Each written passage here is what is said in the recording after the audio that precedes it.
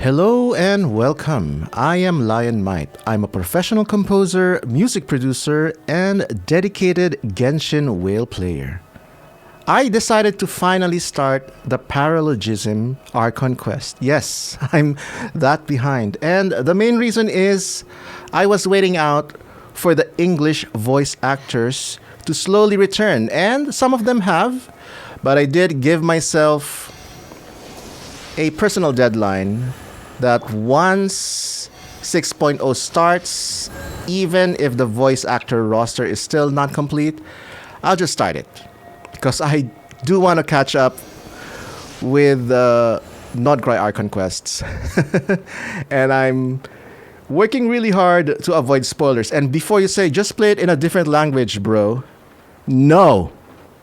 No thanks, bro. That's not my style. I prefer English always. And that's how I've always played Genshin. It's my personal preference. Everyone has personal preferences, and that's what makes the world unique. So yeah, let's dive in. By the way, if you're looking for an uninterrupted Archon Quest experience with no commentary, this is not the video for that. Look elsewhere. This is my playthrough. I'm allowing you to join me and view my experience. But this is inherently my experience. But yeah, I hope you can find some fun out of it. Or maybe you'll find my reactions similar or opposite of your reactions. Whichever. Yeah, let's go. Paralogism time. And here is my story team. I usually include Traveler, because immersion. But just in case things go south, she'll be carried by my overpowered Natlan team.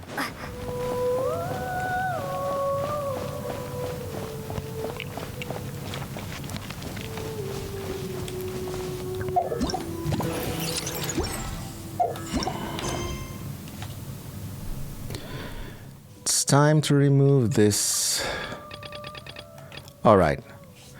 Paralogism. Interlude Chapter Act 4. The Windbloom Festival should be a joyous affair, but not all is as it seems in Mondstadt. Ooh.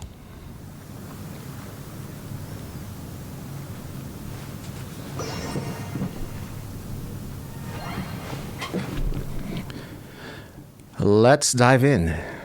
Finally.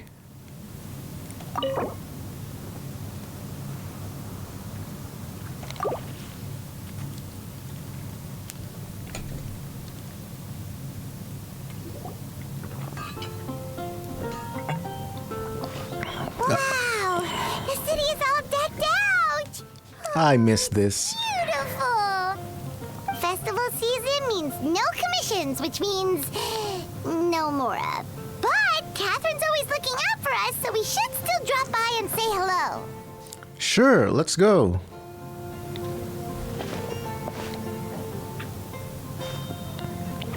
Greetings, traveler. Paimon.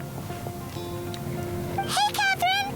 Still doing the whole no commissions during Windbloom thing? In general, yes. The people of Mondstadt don't delegate their work to others this time of year. But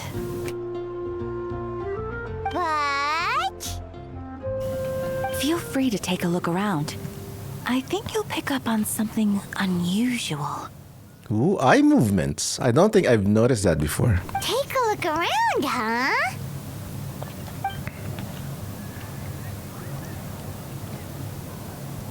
Streets are empty? It's finally Windbloom. And here I am ruining everything. You're a bit tired. No big deal. Give it some time. How about doing something fun tonight? We could take a stroll or go stargazing. Stargazing? Like we'll find a spot. You know people start reserving places on Starsnatch Cliff the moment the sun goes down. Whoa! Something's off with Beatrice. She would never give up a chance to talk to Quinn. This is weird. Oh, you're leaving? I can walk you home. No, it's okay. Thank you. I just need some time to myself. Besides, there's still something I need to do. Ooh. Not long ago, What is it? Is there something wrong? Never mind. It's nothing. Actually, Quinn, I think we should stop seeing each other for now. Oof. Sorry, man. Huh? Wait, are you saying we can't be friends anymore? I thought we were best friends. Did you see that? Beatrice ran off without looking back. Oh, we go adventuring in other nations for a bit, and one of Mondstadt's best friendship stories is already over? Maybe they're just working out the kinks. So, is this what you meant by unusual, Catherine? This is just one example. Beatrice has been feeling down for days. But that's not all. Oh, it's the honorary knight in Paimon. Is something wrong? You don't look so good. Looks like everyone's depressed. I know a knight should be stronger than this, but I haven't been feeling right lately. I just can't focus. I started sleepwalking out of nowhere. Sometimes I'd even wake up in the middle of the night standing in a random location outside. You should see a doctor. I did, but all the tests came back normal. The doctor said I'm fine. Yeah, I even consulted Miss Barbara at the church, but her conclusion was the same. In any case, she was kind enough to pray to Lord Barbados for me to get better. Is it because I saw something I wasn't meant to see? Sorry, this is for me to figure out. It is Windbloom after all. Anyway, I have patrol to finish. Until next time, you two. What is wrong in Mondstadt? Is it something in the air, maybe? Oh no, not Donna too. It appears Miss Donna is also out of sorts. Oh, where can I find a truly fascinating man? Wait, but Donna is the one who has a huge crush on Diluc, right? She is. And that's what I thought too. But she seems to have changed her mind.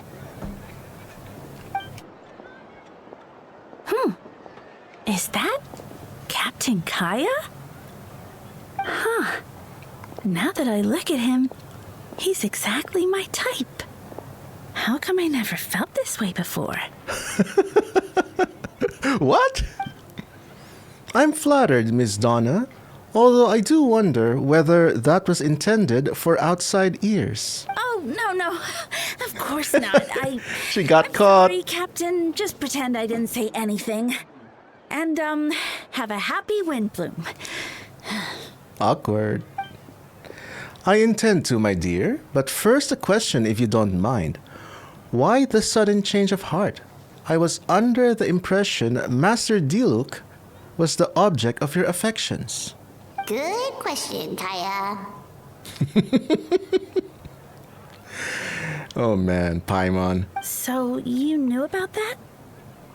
Well, Master Diluc came into the city not too long ago, but when I saw him, it was like the butterflies just weren't there anymore. If I had to compare it to something, it would be like waking up and realizing you're married to a man you don't love. Wow, that's deep. Is something draining everyone's passion in life? But then I saw you. And it wasn't that something was different about you. I can't really explain it. It was just a feeling. I understand, and I'm flattered I was able to bring back the butterflies. But I do need to see some business, so I'll take my leave. What a professional guy. Here he comes. Well, surprised to see us? Not at all. You are the exact two people I've been trying to find. So, Traveler, Paimon, how have you been? All good. How about yourself and the rest of the Knights of Favonius? The answer to that requires a private conversation. Catherine, do you mind? Dude, you're strolling in her office. Not at all. Have fun, you three. So, you said you were looking for us. Yes, Jean sent me to find you when she heard you were back in Mondstadt. But let's discuss the finer details back at headquarters. I love Mondstadt. It's my favorite city, one of my favorite cities.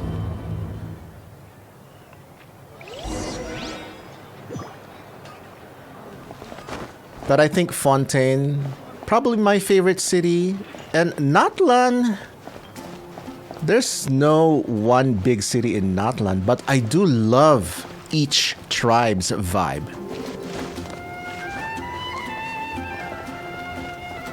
So I'm very excited to also head into Snezhnaya. I'm expecting huge palaces, something.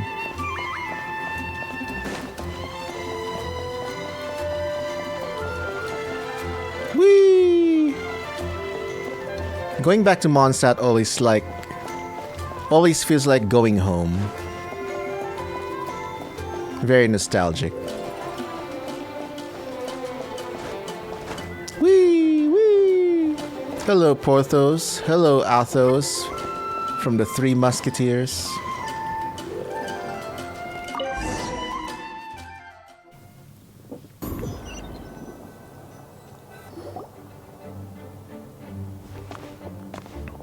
Ah, Kaya.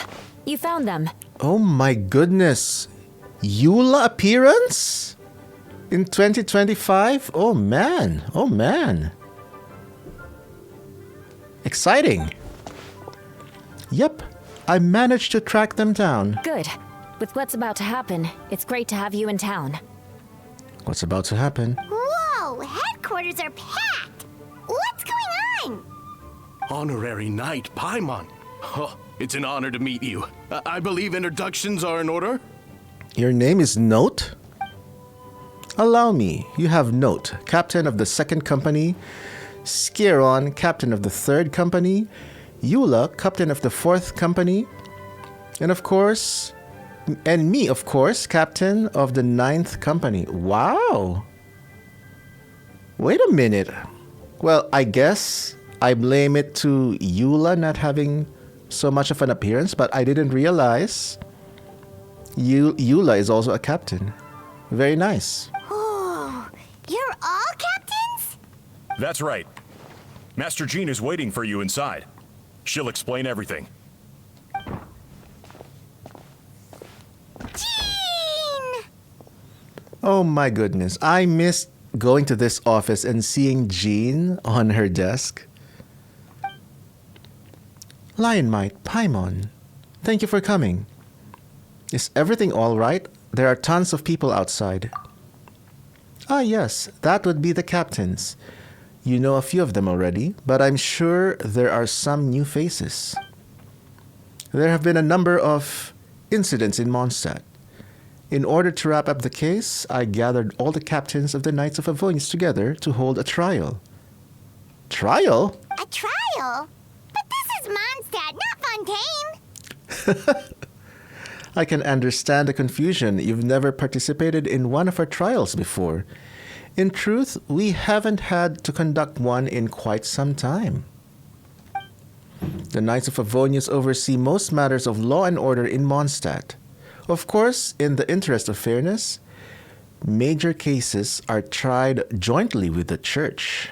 Interesting. Under the guidance of Barbatos, the Knights uphold chivalric justice in the spirit of our order, and the Church carries blessings and goodwill wherever the wind can reach.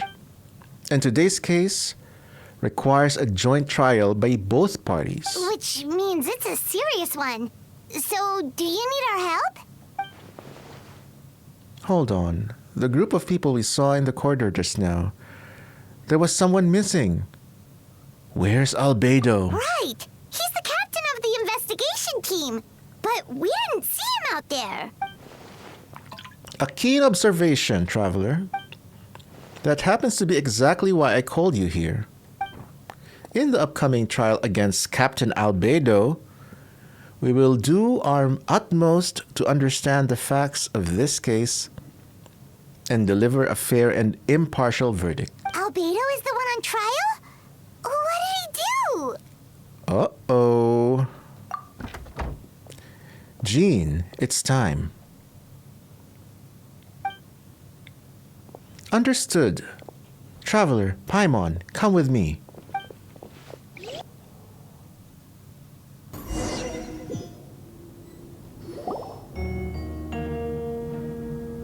Oh wow.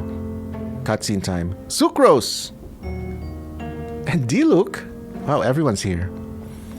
Please sit wherever you like. I only ask that you remain calm, no matter what you hear. I need to head over there.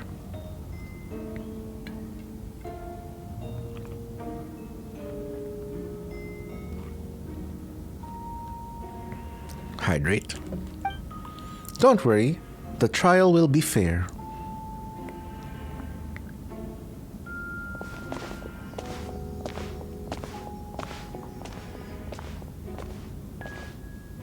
This is so serious. Now that everyone is gathered, let us begin. Oh my. So it's Diluc, Kaya, Sucrose and Jean, and Dahlia at the head.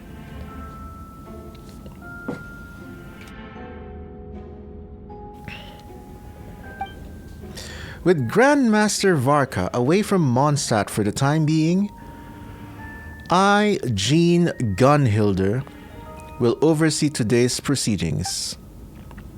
Mr. Dahlia, Deacon of the Church of Favonius, will serve as assessor. As representatives of our respective organizations, we will ensure a just verdict in this case. Oh, that's a new face. Deacon of the church. Does that mean he works with Barbara and Rosaria? Yeah, good question. Paimon is asking the right questions. The defendant in today's case is the captain of the investigation team, Albedo. Albedo, what did you do?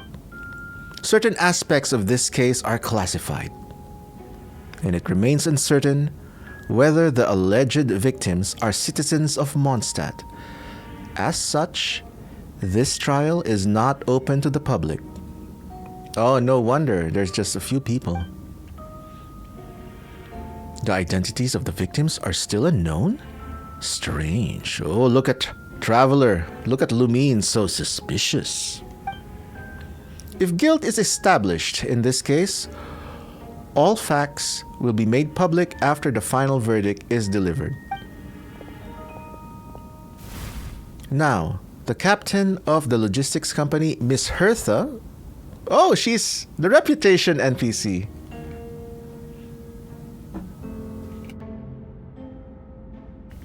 Miss Hertha will present the charges.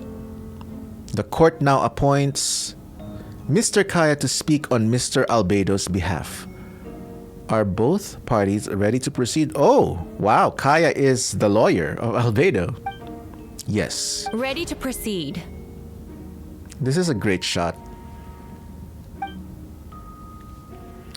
Miss Hertha, the floor is yours. Prior to this trial, the Knights of Favonius, in conjunction with the Church, launched an investigation into Mr. Albedo for suspected murder and unlawful disposal of human remains. Uh-oh. Albedo, what did you do? Murder? A witness stated that, 11 days ago, in the middle of the night, she saw the defendants southeast of the city gates, dragging a large object she later identified as a human body. What? Oh, Rosaria is there. There's no way! We now call that witness to the stand. Beatrice, please tell us what you saw. Oh my, that is why she was distressed. Beatrice, So is that what she was trying to tell Quinn earlier? Well, I was out late that night on business. And when I came back, I saw someone in the moonlight that looked like Mr. Albedo. He was dragging a huge bag of some kind. Albedo is just chill right there. I thought it was strange, so I followed him. Then, there was a sudden flash of golden light. The bag opened, and inside there was a body. Ooh. Mr. Albedo's vision allows him to manipulate the ground with ease. So he buried it, and then removed any traces on the ground.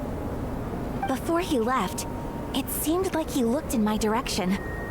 Maybe it was just my imagination, but I was terrified thinking he might kill me too. Luckily, he didn't see me. Or did he? I now turn to the defendant. Describe your whereabouts that night. I was working in my office on the second floor of the Knights of Avonia's headquarters. That's right. The next day, the defendant submitted his latest environmental report on the Dragon Spine region. Considering the length of the text, it must have taken a considerable amount of time to finish. Can anyone attest to the fact that the defendant was working in his office that night? No. Then the length of the report is not a sufficient alibi. This isn't looking good. If the crime did occur as you described, then what about the body? You mentioned the joint investigation. Well, was the body recovered? Not yet. In other words, you dug up the location Miss Beatrice described and found nothing. You don't find that suspicious? I know what I saw. I'm telling the truth, Miss Hertha, I swear. Also, didn't you say that speaking out would help protect the people of Mondstadt? Otherwise, I'd never put myself out here like this. You're doing the right thing. Besides, the investigation wasn't fruitless. A single men's shoe and a torn piece of fabric were found in the bushes near the crime scene. The same location the witness described. If no crime occurred, then is all this just a coincidence? And yet, no victim has been identified, correct? It's true. No one has been reported missing. However, Miss Beatrice harbors no ill will toward the defendant. Her testimony clearly points to a crime, and she has no reason to lie. Does the defendant wish to say anything in response? You may believe otherwise, Miss Hertha, but I did not kill a single person. As a knight and the captain of the investigation team, I have a duty to protect Mondstadt and its people. You accuse me of murder, but there's no body or motive. Ooh, solid response, my dude. The defendant raises an important point. Motive. Yet, I must be frank, not all murders Hi, are Frank. premeditated. Spontaneous conflict can also have unforeseen consequences. Nevertheless, I don't intend to prosecute this case on circumstantial evidence alone. Which brings me to the second charge against Mr. Albedo. There's a second charge? Second charge? Yeah, Paimon. Please proceed. 7 days ago, at dawn, a witness saw the defendant dispose of the body of an adult male in the area between Dragonspine and Dawn Winery. I now call the second witness to the stand. Ooh, who's it gonna be? Oh, Jean is shocked. Diluc Ragnavinder. Oh my goodness. Please tell the court what you saw. At around 3:40 in the morning, I saw Mr. Albedo dispose of a body beneath a cliff. It was dark, but he used the power of Geo to illuminate his surroundings. I didn't know Geo can do that, but oh well. From what I could tell, it looked like the body of an adult male, tall and thin. But I couldn't make out the age. He buried the body underneath the cliff and smoothed out the ground to remove any traces. Bro, he's just chilling beside you. We now have accounts from 2 separate witnesses that describe the same modus operandi. Would you call that a coincidence? I think not. I would only inquire as to what Mr. Diluc was doing in that area so early in the morning. Not the most opportune time for a stroll. Yeah, you tell it, Kaya. Is there such a thing? Dawn Winery is my home. It's not unusual for me to take walks in the area. I just happened to be in the right place at the right time. That's all. Master Diluc is a well-respected figure in Mondstadt. I see no reason for him to frame Mr. Albedo. Yet the question remains, where are the bodies? Before you suggest a lack of evidence, Mr. Kaya, you should know. After the defendant left that morning, the witness found this where the body was buried. A box? And this is what looks like the teeth and femur of a human. Now, does it beg the question? If the burial was fresh, why is this all that remains of the body? But I suppose Mr. Albedo is the only one who can answer that. What secrets are you hiding, Albedo? Careful now, Master Diluc. I do believe I hear a presumption of guilt in there somewhere. These remains suggest an accelerated rate of decomposition. Considering the defendant's profession, there's reason to suspect that alchemy is at play here. Ooh, my, that is reasonable. Both witnesses saw golden light, a known byproduct of alchemy. That's how the defendant destroyed the bodies. The light also explains how the witnesses were able to get a clear view of the events in the dark. So, that's your angle. Alchemy. A logical assessment. But we have a witness of our own. Is it Sucrose? Is it Sucrose? The afternoon before the alleged second murder, Mr. Albedo had a lengthy intellectual exchange with his student Sucrose. The two were in the library until the next morning. Ha! Nerds saving nerds. I like it. Why did the discussion last so long? Miss Sucrose was presenting the results of her research. She noticed some flaws in the data and insisted on reviewing her calculations until the next morning, with Mr. Albedo present. That's right. We were in the library together. My Sucrose impression. You're certain Mr. Albedo was present the whole time? Yes. And I know Mr. Albedo would never kill someone. He would never be that cruel. Nevertheless, the other witnesses have no reason to lie. Tell me, Miss Sucrose, that meeting in the library, were you awake the whole time? Sounds like a considerable duration to go without sleep.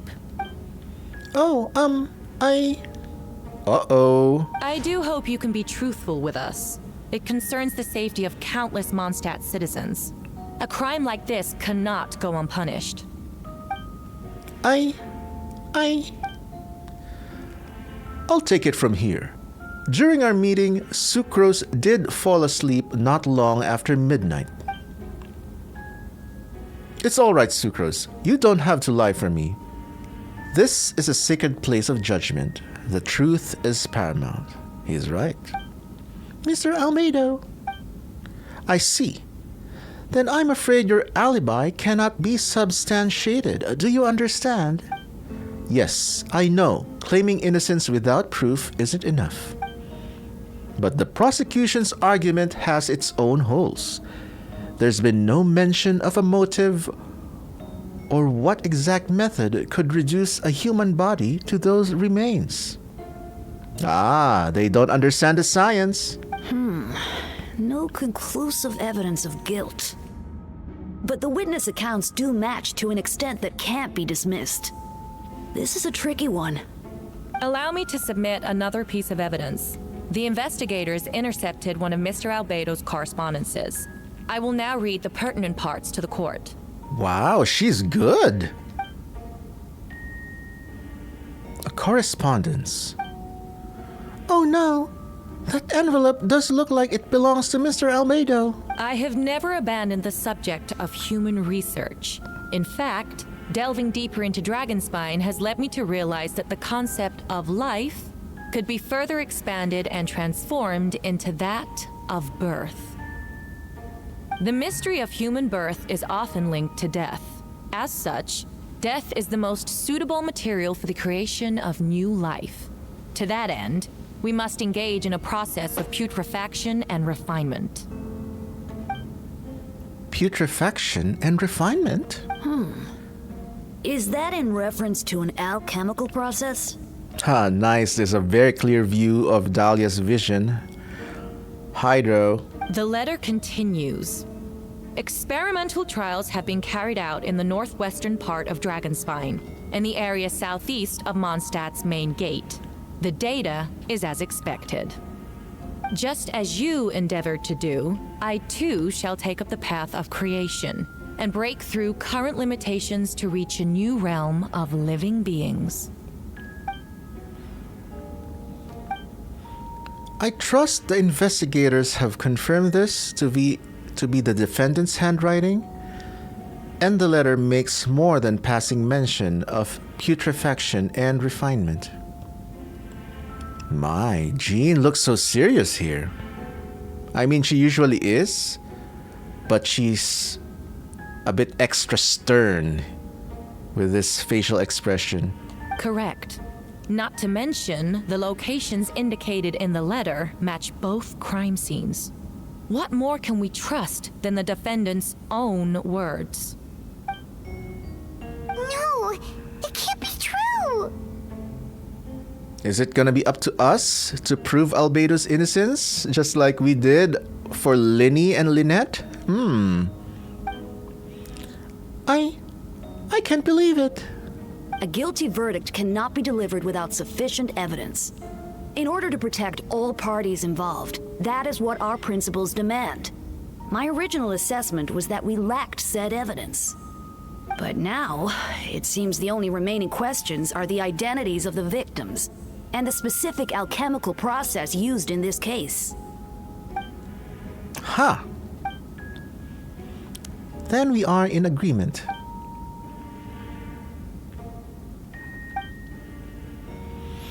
The evidence is conclusive. On the charges of murder and unlawful disposal of human remains, the court finds the defendant guilty. Oh no. Oh no. The people in attendance appear shocked. No one can believe a kind and well-mannered person like Albedo could commit such a crime. Oh my goodness, look at the disappointment in Sucrose's face. Oh my goodness, this is a great shot.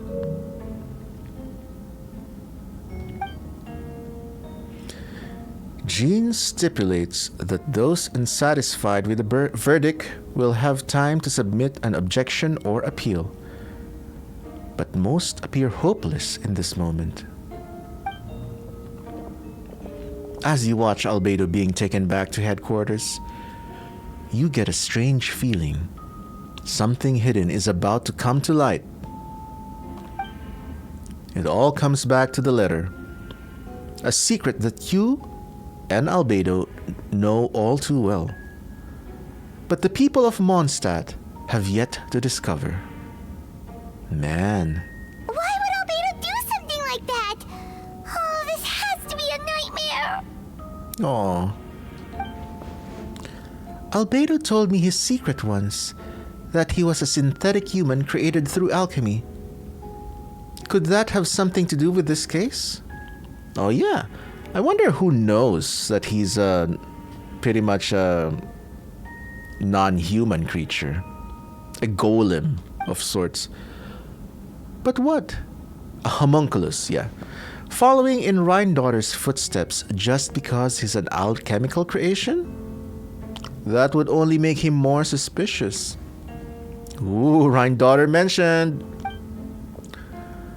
Well, this took a turn for the worse. Hello, Rosaria. Great seeing you here. Rosaria! Oh, when did you get here? She was right behind you, Paimon. I've been here the whole time. I happen to have a message to pass along. For us? Oh yeah, I remember. Rosaria was so involved during Albedo's story quest. She was also suspicious of him from the very beginning. Yes, you are needed at Star Snatch Cliff. He's waiting for you there. Who is he? I'm gonna guess, Venti? You'll know when you get there. Go on now. Time is like the wind. It waits for no one. Ah, she's giving us a hint. Time is like the wind.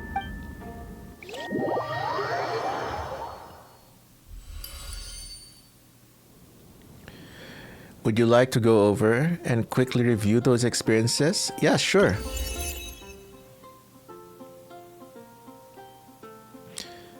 Oh yeah, I know this. This is, I think... Oh yeah, this is in reference to Albedo's personal quest and that event. Oh my goodness, that event that I never got to do. You and Paimon went to Dragonspine to ask Albedo, who was conducting research there, some questions about alchemy, only to encounter a series of strange events. Strange, soft noises echoing through the mountains that could not be traced. The ransacking and theft of alchemical notes at the campsite. Albedo disappearing after a chat outside a cave, but having no memory of the incident. At the same time, Eula encountered Albedo elsewhere on the mountain attempting to lead a child away, and he attacked Eula upon being discovered. You were able to confirm the presence of a mysterious figure impersonating Albedo. There it is. That's what I know. A running battle ensued, ambushing and being ambushed, hunting and being hunted. In the end, Albedo eliminated the giant mutant Whopper Flower, posing as him. Oh, that's what I didn't know. I didn't know it was a Whopper Flower.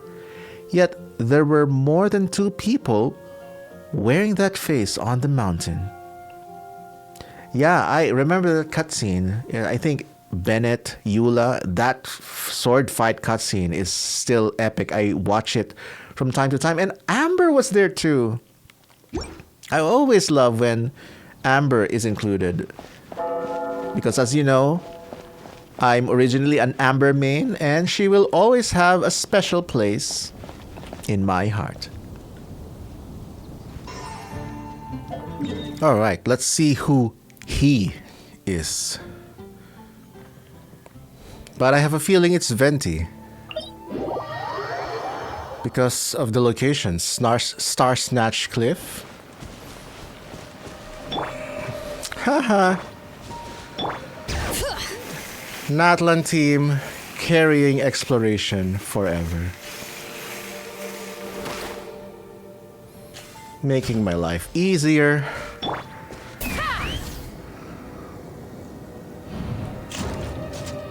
Very nice.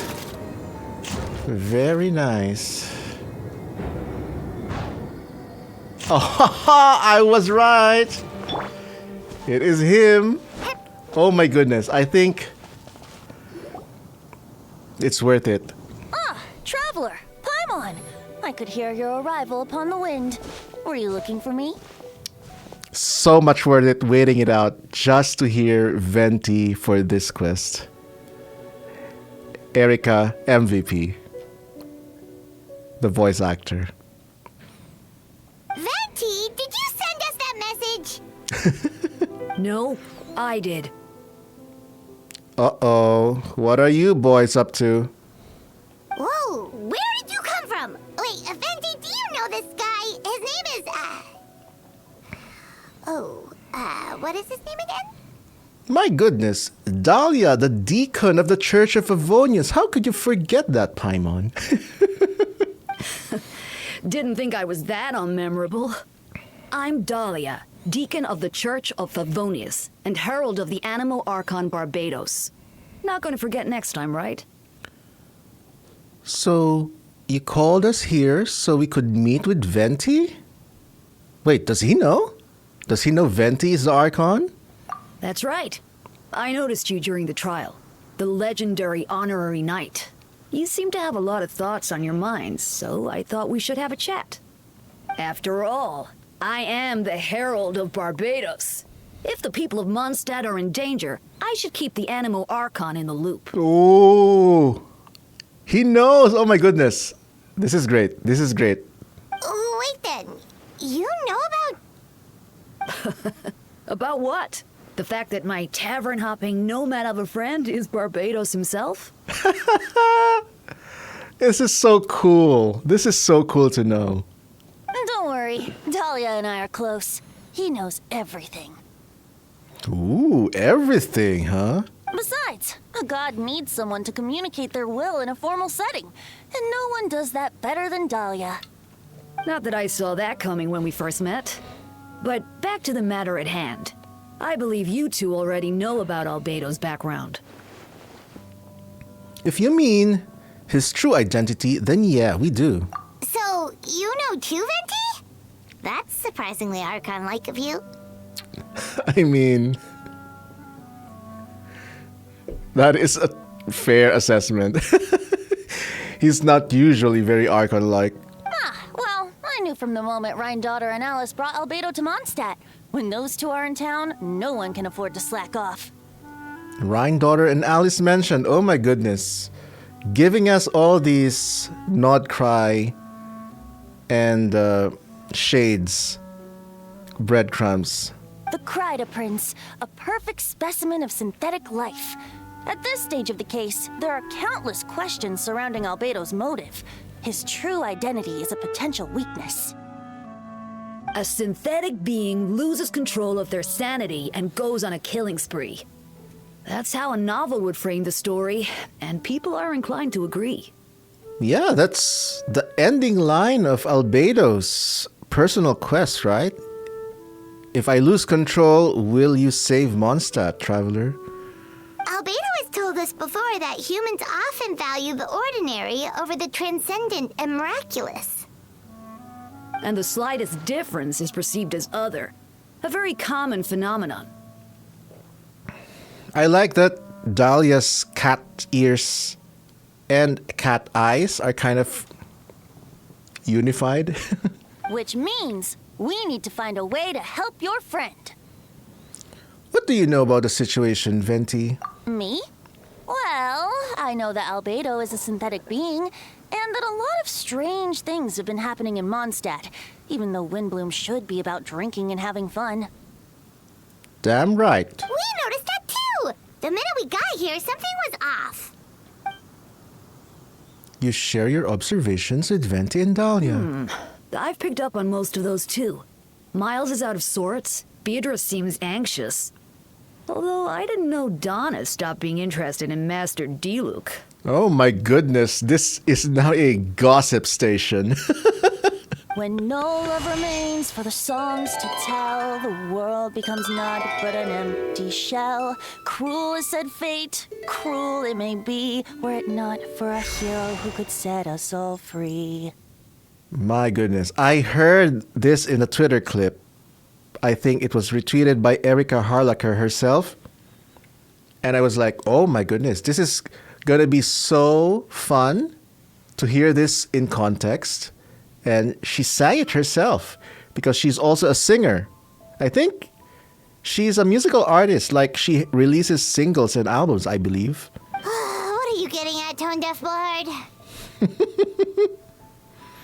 I love that the Traveler and Paimon have become so chummy with the gods, the actual gods of Tevat, that they just tease them names.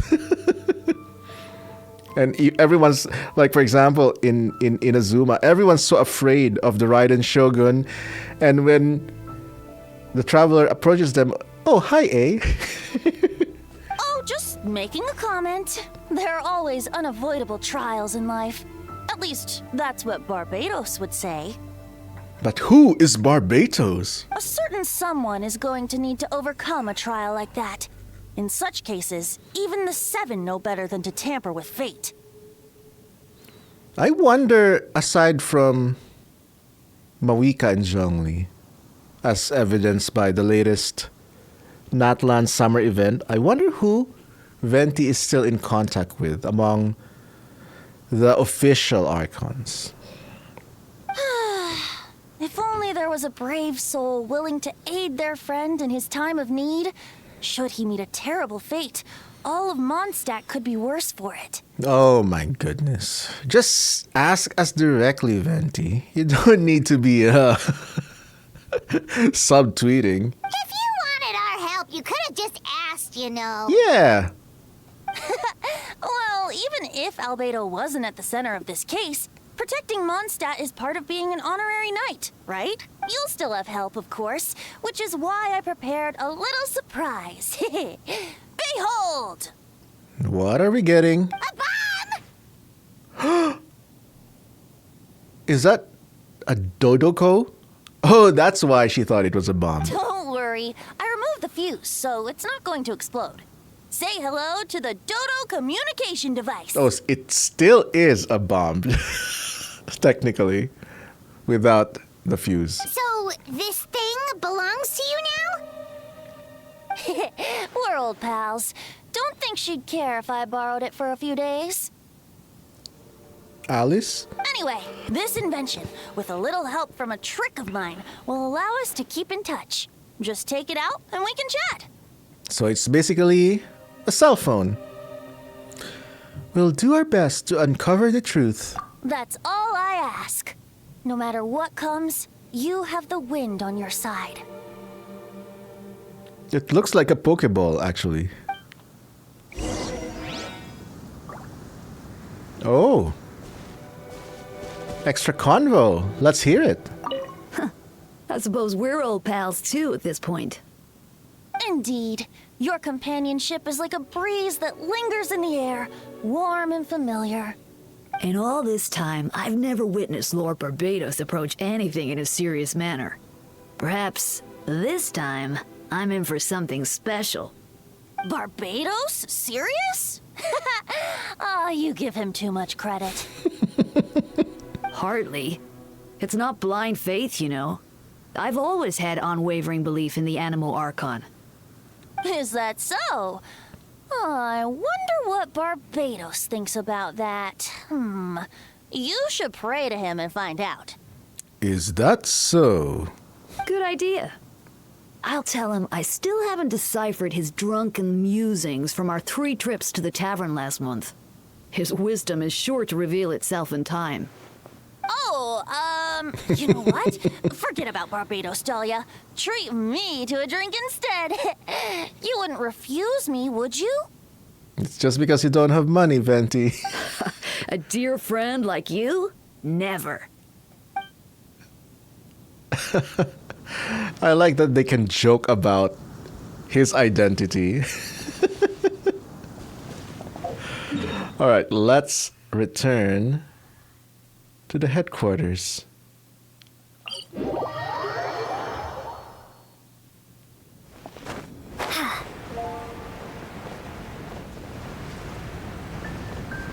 I really love this night theme of Mondstadt. I love all the themes in Genshin Impact, but every area, every city, every major area has an iconic piano-only piece. Sound very good. And I like that. Even the newer regions, they always keep the consistency of having that solo piano-only piece, which I love. It's still very Genshin.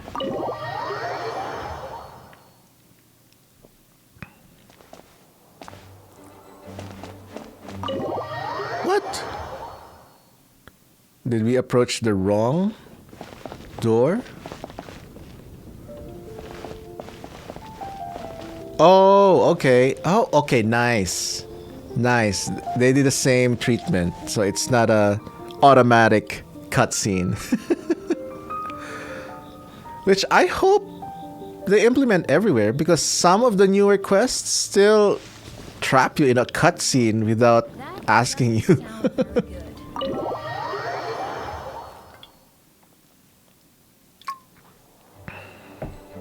Okay, now we're talking. I know you all must be shocked, but the evidence is solid.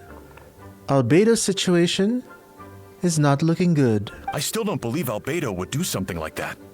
Using living people as alchemical test subjects? It's like something out of a novel. Yeah, this is just another variant of a serial killer type thing from the Fontaine Archon Quest. Perhaps it's best for me to remain impartial, but I've worked with Albedo before. He's an alchemist, not a sadist. Wait, voiced Eula? Nice. This version of events is as hard for me to accept as anyone. But Varka once said Albedo is very different from the rest of us. Perhaps there are things we still need to learn about him.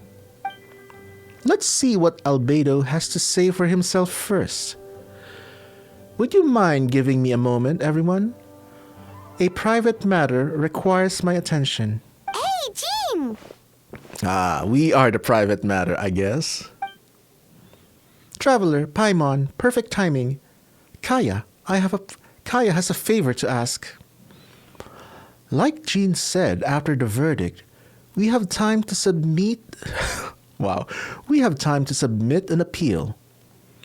And I will do my utmost to convince Albedo to accept. He's been acting strange, and I can't read him for the life of me.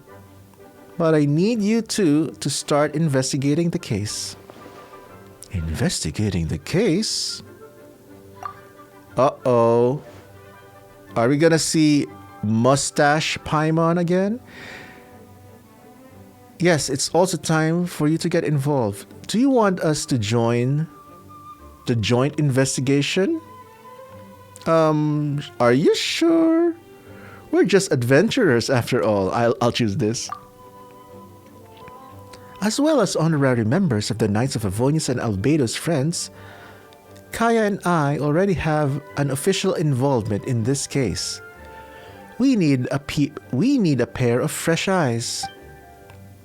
I know it's against the spirit of the season to task you with this, but Albedo is a trusted member of our ranks. We owe him the benefit of the doubt. Understood. I'll look into the case on my own. I know you'll get to the bottom of this, traveler. You've never failed us in our time of need. But what if the accusations turn out to be true? Then you will have done Mondstadt a great service all the same. I'm expecting a retrial. Until then, you're welcome to have a look around Albedo's office on the second floor. I'm counting on you. Oh, I love this shot.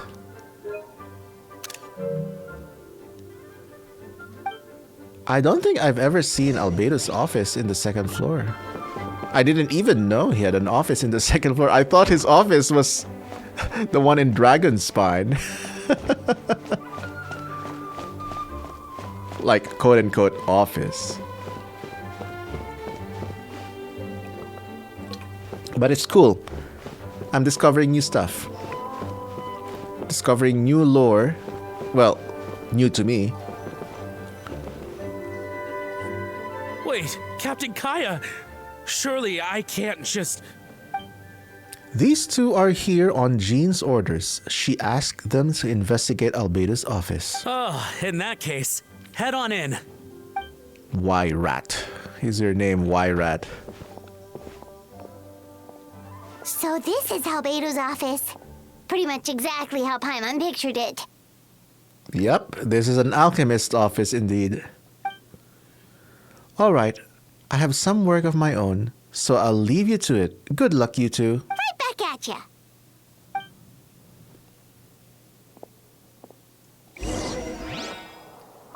So now it has become a detective quest. Nice. Alright, let's see what we can find. Oh, yeah.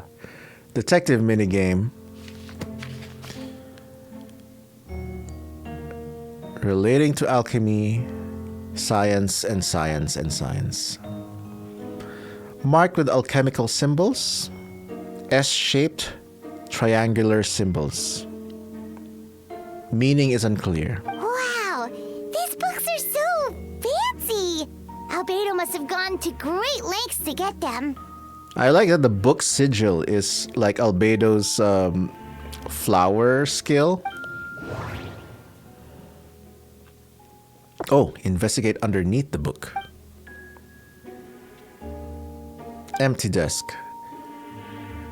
Your hand slipped while moving the book, causing the hardcover book to strike the desk. The resulting noise is a bit unusual. It's subtle, but to an experienced adventurer, it sounds too hollow. Almost like there's a compartment within the desk. I mean, interesting. Investigate under the desk. It looks like there's a hidden compartment under the desk. Dun dun dun. A compartment added to one side of the desk. It was very well hidden. Complex lock mechanism?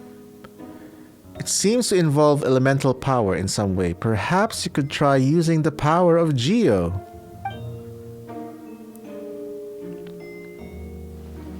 The hidden compartment opens. Inside lies a piece of paper with more information. Investigate the paper. Wait, what? Oh, wow. There's... Huh. Yeah, we're all in on the minigame. Festering is also a manifestation of rot. What is Albedo creating? When festering forces and a sufficient amount of energy collide, life energy, the two will repel each other, triggering a powerful side effect. When I tested this in an alchemical experiment, the results of the refinement were startling. Breaking through the shackles of life, a simulation of the redacted project, I must take advantage of this opportunity. The name of the project is blotted out in ink. What could it be? The note also mentioned festering forces, which suggests that Dragon Spine could be involved somehow. If this has something to do with creating synthetic life, would Albedo go that far for one of his experiments? No, that can't be. Amid the notes is a map with a few markings on it. Two of the marked locations correspond to the crime scenes, and the third appears to be in Dragon Spine. I knew it! Ooh, I know where these are. Yeah. It's a hard pill to swallow, but if the results of the joint investigation are correct, there could be a body hidden in that last location. Or at the very least, what remains of one. Ooh. Huh. What does this mean? Oh, do you think something might also be buried at the last location? Alright, that seems to be it for this place. We should go tell Jean what we found. Wait. I guess we don't need to investigate the other items. Dodoko. Is that the ringtone? Oh, okay, it is the ringtone. Dodoko. Oh, Venti's calling. Let's answer. How's the investigation going? Find anything? Oh, we found stuff all right. Stuff that only makes Albedo look even more suspicious. No. I see. So, Albedo's researching something that doesn't help his case, huh?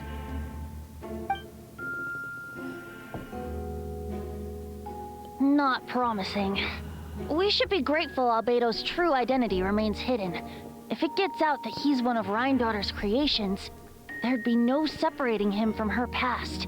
Ooh, okay, so him being a homunculus is still a secret, As I we guess. both know, Rhindaughter's approach to alchemy and ethics was pure madness, and the evidence you just found, let's just say it could convince even those closest to him of his guilt.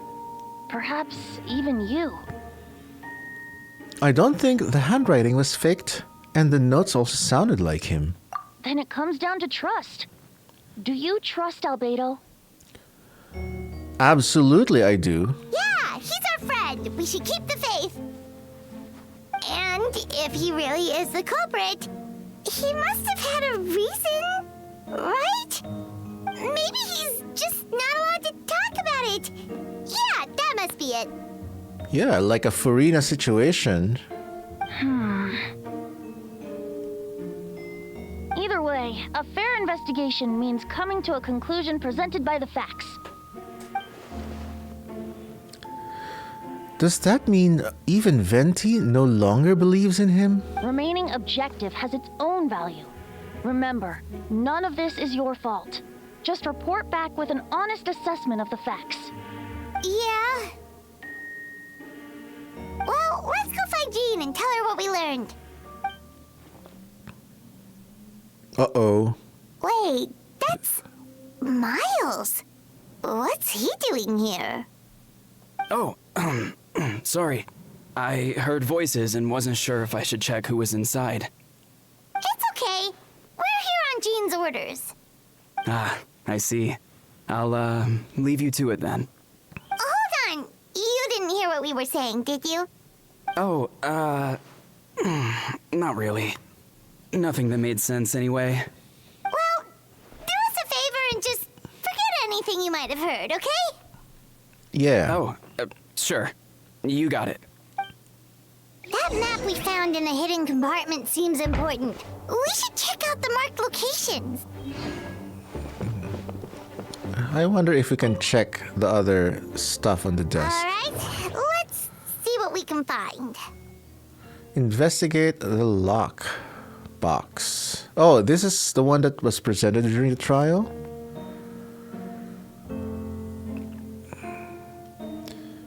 The box likely remained locked most of the time. But now the lid remains wide open.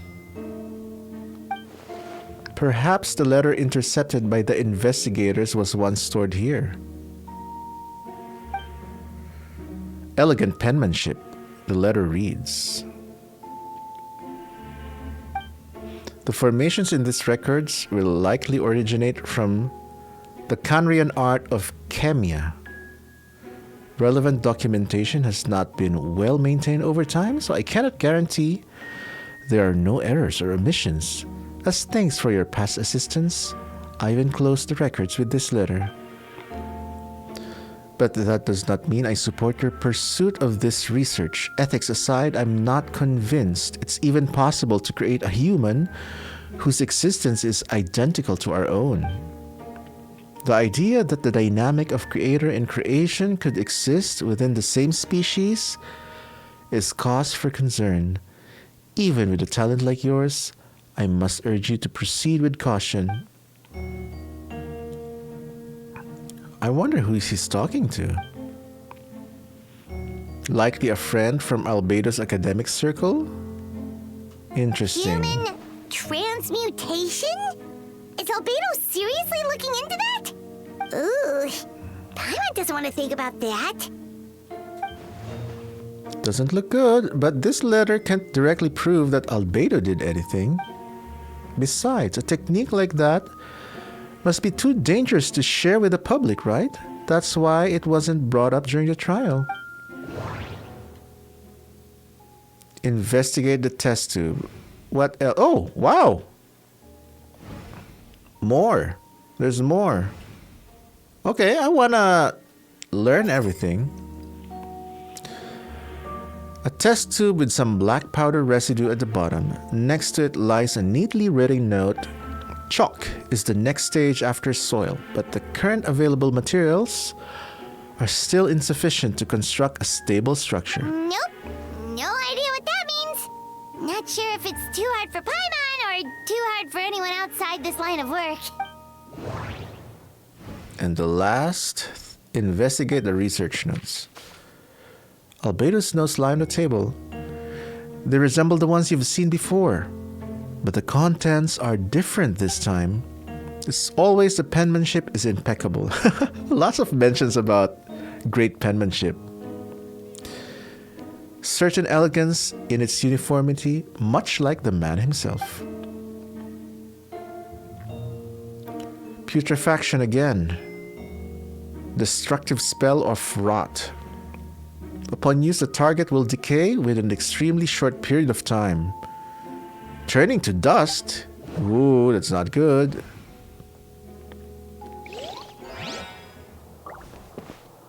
Alright, I think I've exhausted everything for this one.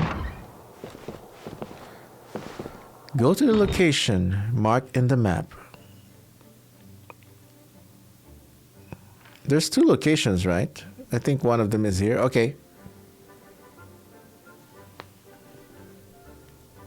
Alright.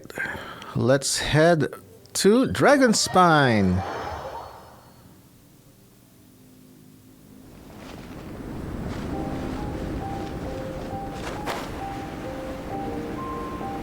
Lovely Dragonspine music as always. It's one of my favorite overall area soundtracks. It's just so relaxing and chill.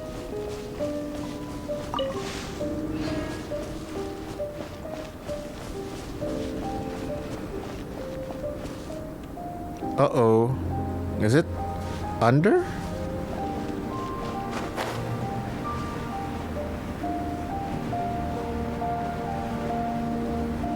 Is it here? Oh. We were on the right track. I guess we just have to trigger something.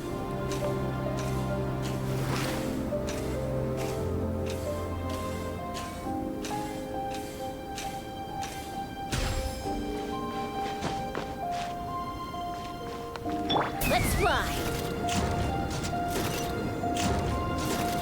Yeah, we are here. What gives? Oh, there it is. Perfect. Getting close. Oh, look over there. Something seems off. Uh-oh. Is this a graveyard?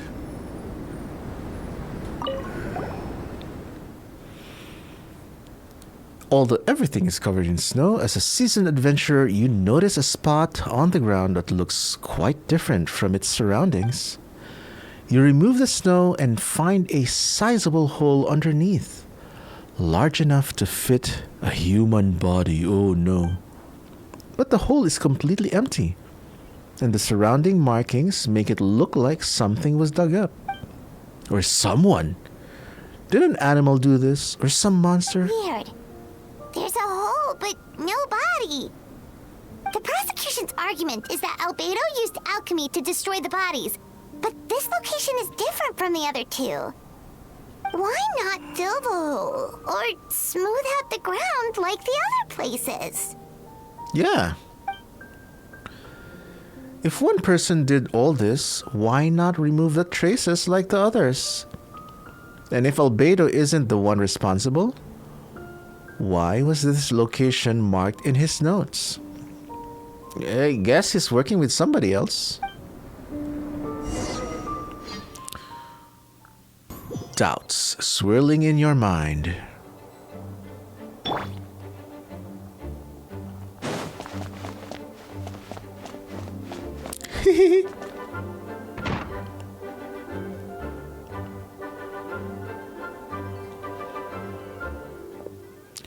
You're back. Did you find anything? Yeah, but none of it helps Albedo's case. tell Jean about your findings from Albedo's office. I see. A complicated result, but your efforts are appreciated. Did Albedo submit an appeal? Yes, he asked for a retrial. There are still questions surrounding the identities of the victims and the disappearance of the bodies. The minimal remains that were uncovered have been sent for forensic analysis, which should provide some answers. It's just... What's wrong? Oh my, what a serious Jean face. If the victim turns out to be Mondstadt citizens, the situation becomes all the more serious. The second trial would likely have to be open to the public. Ooh. And I doubt public sentiment will be in Albedo's favor. Yeah, not when the charges are so serious. The second trial is set to take place in 2 days. I hope you consider attending this one as well. What? What do you mean? Optional? No, we'll be there. We'll be there. In the meantime, we should all just stay positive. Right. Well said. When the time comes, I'll carry out my duty to the best of my ability. Spoken like a true acting grandmaster.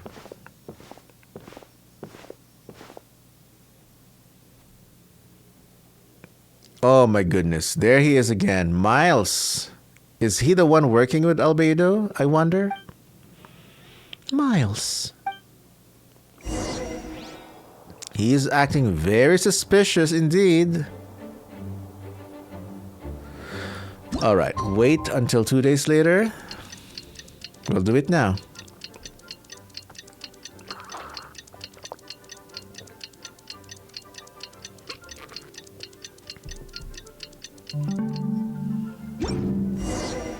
We should meet up with Jean. It's about time for the second trial.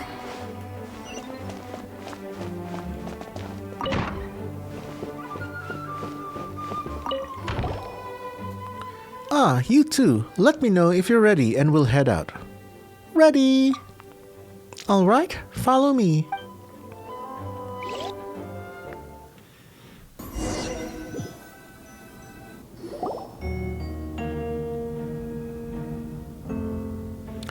Ladies and gentlemen, we now convene for the second trial against Mr. Albedo.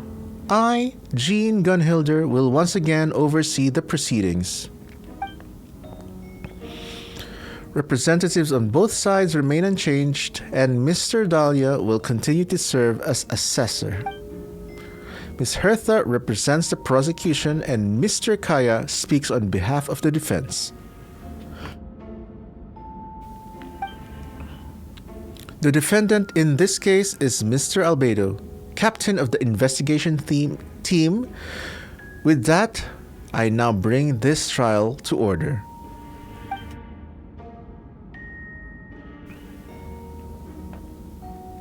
Here we go again.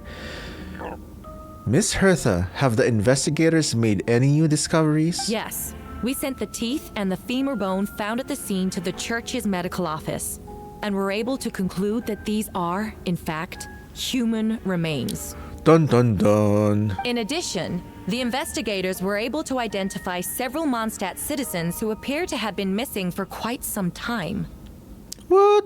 Forensic analysis of the remains allowed us to pinpoint the age and gender of the deceased. Interestingly, one of the missing individuals matches that profile to a T. Who is it? The medical office couldn't spare the personnel, so Miss Rosaria is here to present the results to the court. Uh-oh. Hanselman, male, 46 years old, marital status single, occupation hunter. Consistent with the conclusion in the last trial, his disappearance went unreported, likely due to his lack of relatives. In addition, medical records show that he sustained a mechanism-related injury to his leg 3 years ago. The damage on the femur bone Mr. Diluk found is consistent, with the injury being related to a fall. However, the medical records show that he sustained a mechanism-related injury to his leg 3 years ago. The damage on the femur bone Mr. Diluk found is consistent, with the injury being related to a fall. with such an injury. Therefore, we can conclude that one of the victims in this case is Hanselman. A specialized technique was likely used to accelerate the rate of decomposition. Oh no, Jean. Is it reasonable to assume this technique to be alchemical in nature? Alchemical or magical, both are possible. Thank you for your testimony. The identity of one of the victims is now confirmed. But what about the defendant's motive? Considering what he wrote in the letter, we can deduce that the defendant needed subjects for an alchemy experiment. Who better than individuals whose disappearance would go unnoticed? In other words, he sacrificed the good people of Mondstadt for his own gain. A truly vile act. Oh no. It's not looking good for Albedo. In addition, another witness has agreed to testify. Miss Donna, if you would. Oh no, not Donna too. Another one, huh? Wait, Donna from the flower shop? I'm sorry it took so long for me to come forward.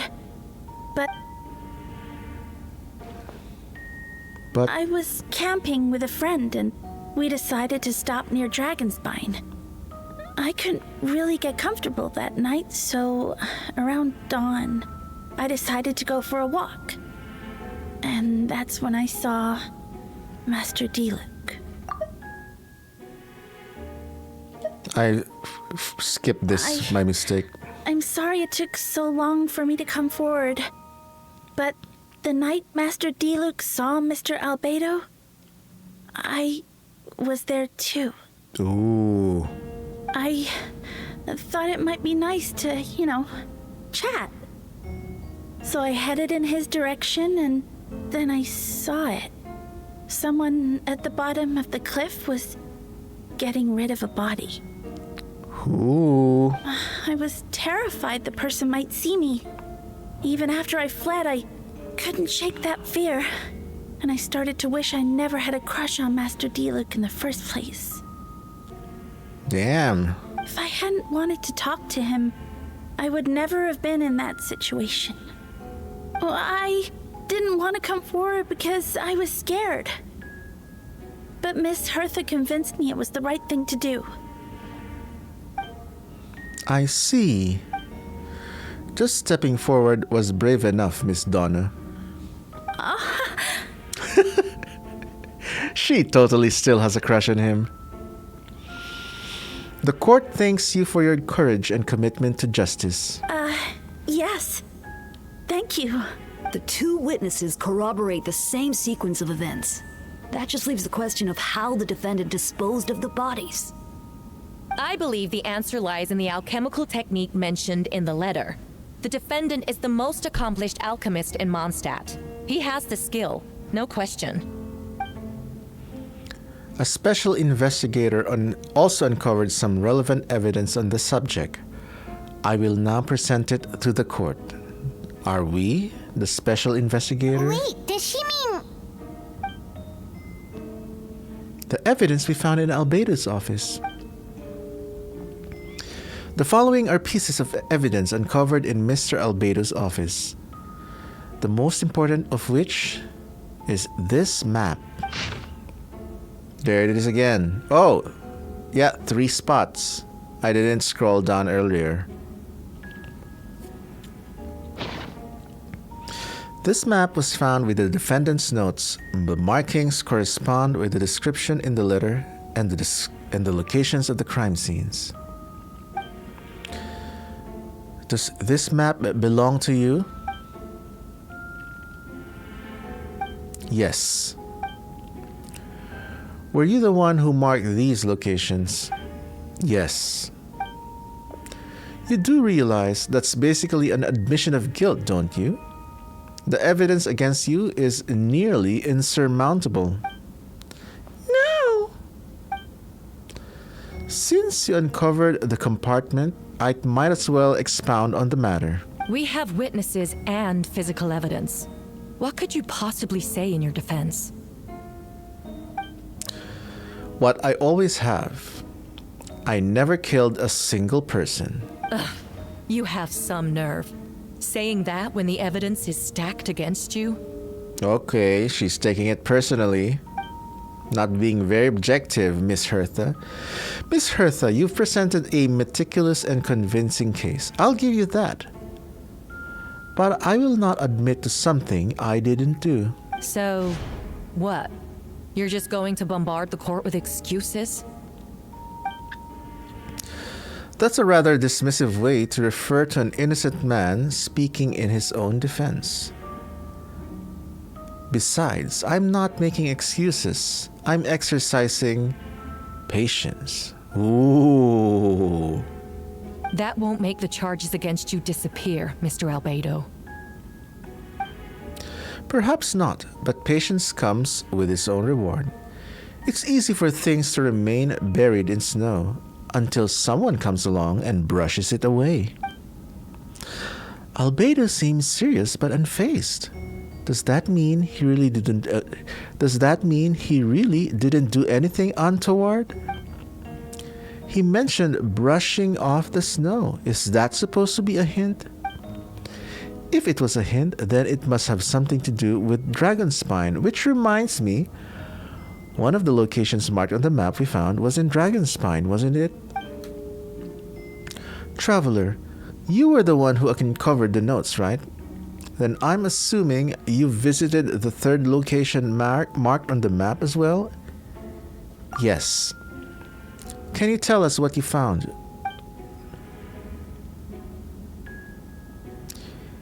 You nod your head and give an honest account of the scene you found in Dragonspine. Whatever was kept in the hole was gone, and the surrounding area bore the markings of an unknown creature. With everything covered in snow, no one knew there was something to discover in the first place. Then, there must also have been a body. I need to think about this. What clues am I missing?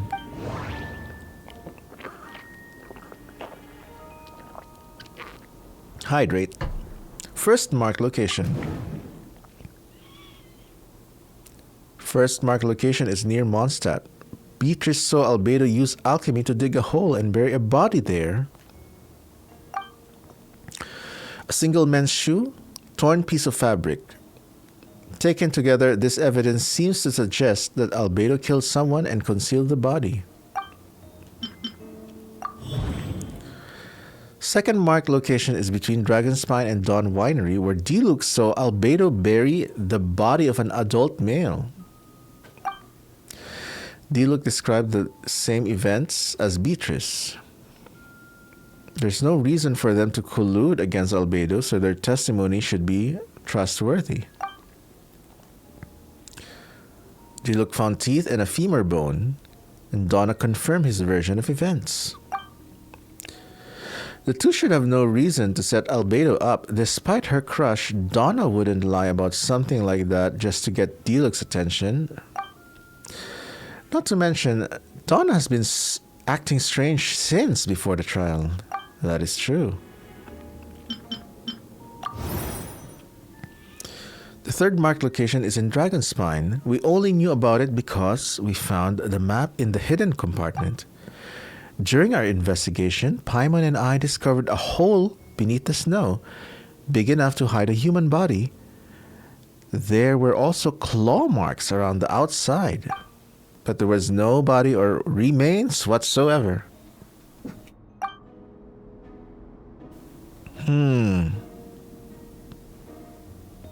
Maybe human remains? Mondstadt citizen. Did Albedo really use alchemy to reduce the body to a few bones? And does that mean he's a killer?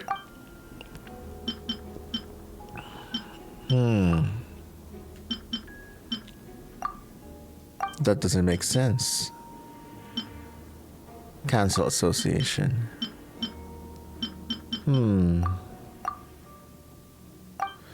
When it comes to this minigame, sometimes I just trial and error.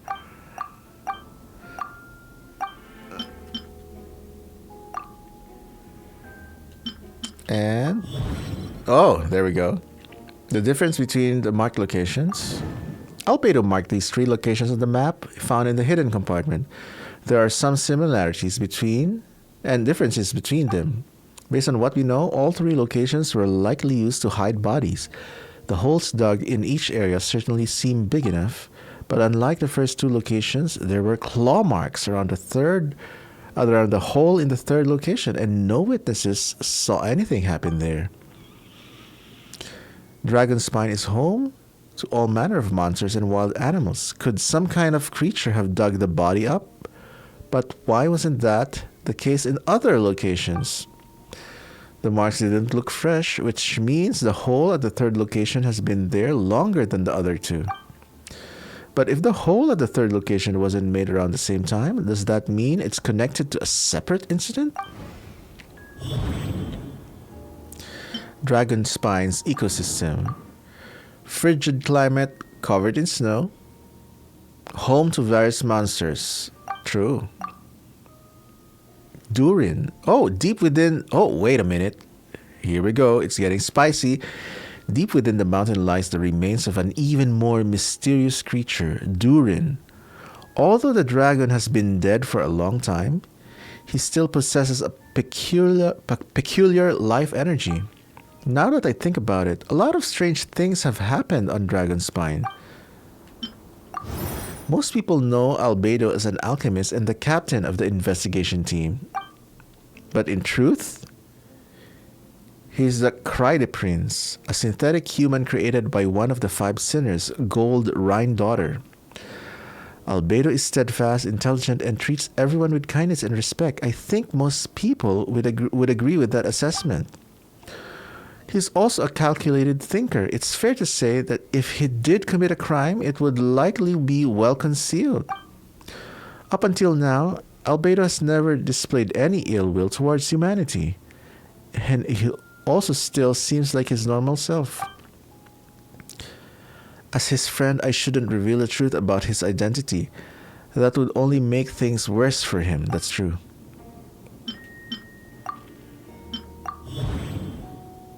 Encounters on Dragonspine. Almost forgot, Paimon and I once encountered someone on Dragonspine who looked exactly like Albedo, and we weren't the only ones. Wait a second, someone who looks exactly like him?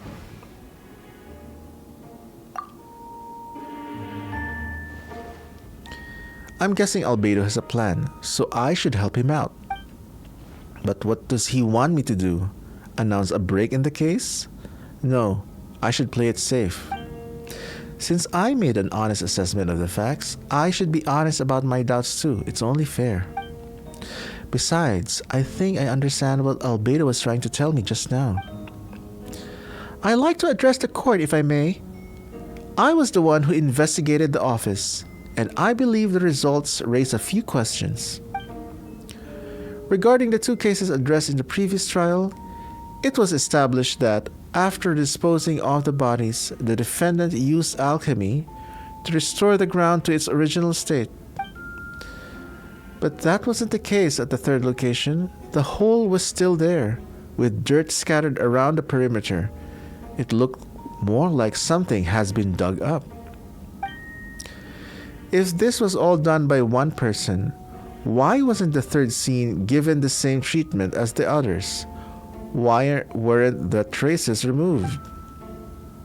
In addition, the markings around the 3rd location weren't fresh, which suggests that the Dragonspine incident happened at a different time. For those reasons, I believe there's still reasonable doubt in this case, and I hope the verdict reflects that. Thank you. Astute as ever, traveler. Questions there may be, but allow me to point out, there is no evidence to suggest that anyone besides the defendant knew about the 3rd location, and the map was found in his notes. That fact alone makes him the most plausible suspect, unless Mr. Albedo suddenly plans to deny that the map belongs to him. Allow me to respond to Lionmight's point. If all I cared about was proving my innocence, I would indeed do as you described, Miss Hertha, and deny any connection to the map. But that is not what I intend to do. The map does belong to me. I did hide things at those 3 locations. What? There were indeed bodies at each location, and I did kill and bury someone on Dragon Spine. Ha! So you admit it. Let the record reflect that the defendant has confessed to his crime. You're mistaken, Miss Hertha. The story doesn't end there. Eula was there. Some time ago, I encountered an uninvited guest on Dragonspine.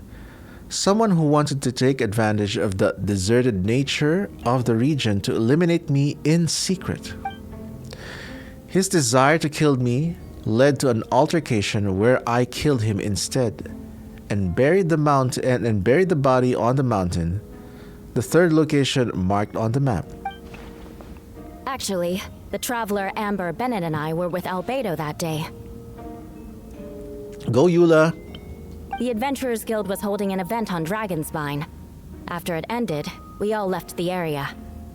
If the person Albedo is referring to is different from the one we encountered on the mountain, then the altercation must have occurred after we left. This only proves that the defendant is guilty on all counts.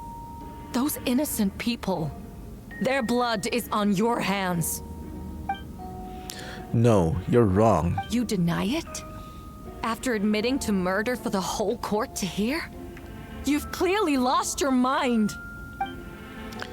If you would let me finish, Miss Hertha, I could get to the important part. Yeah, shut up, Hertha.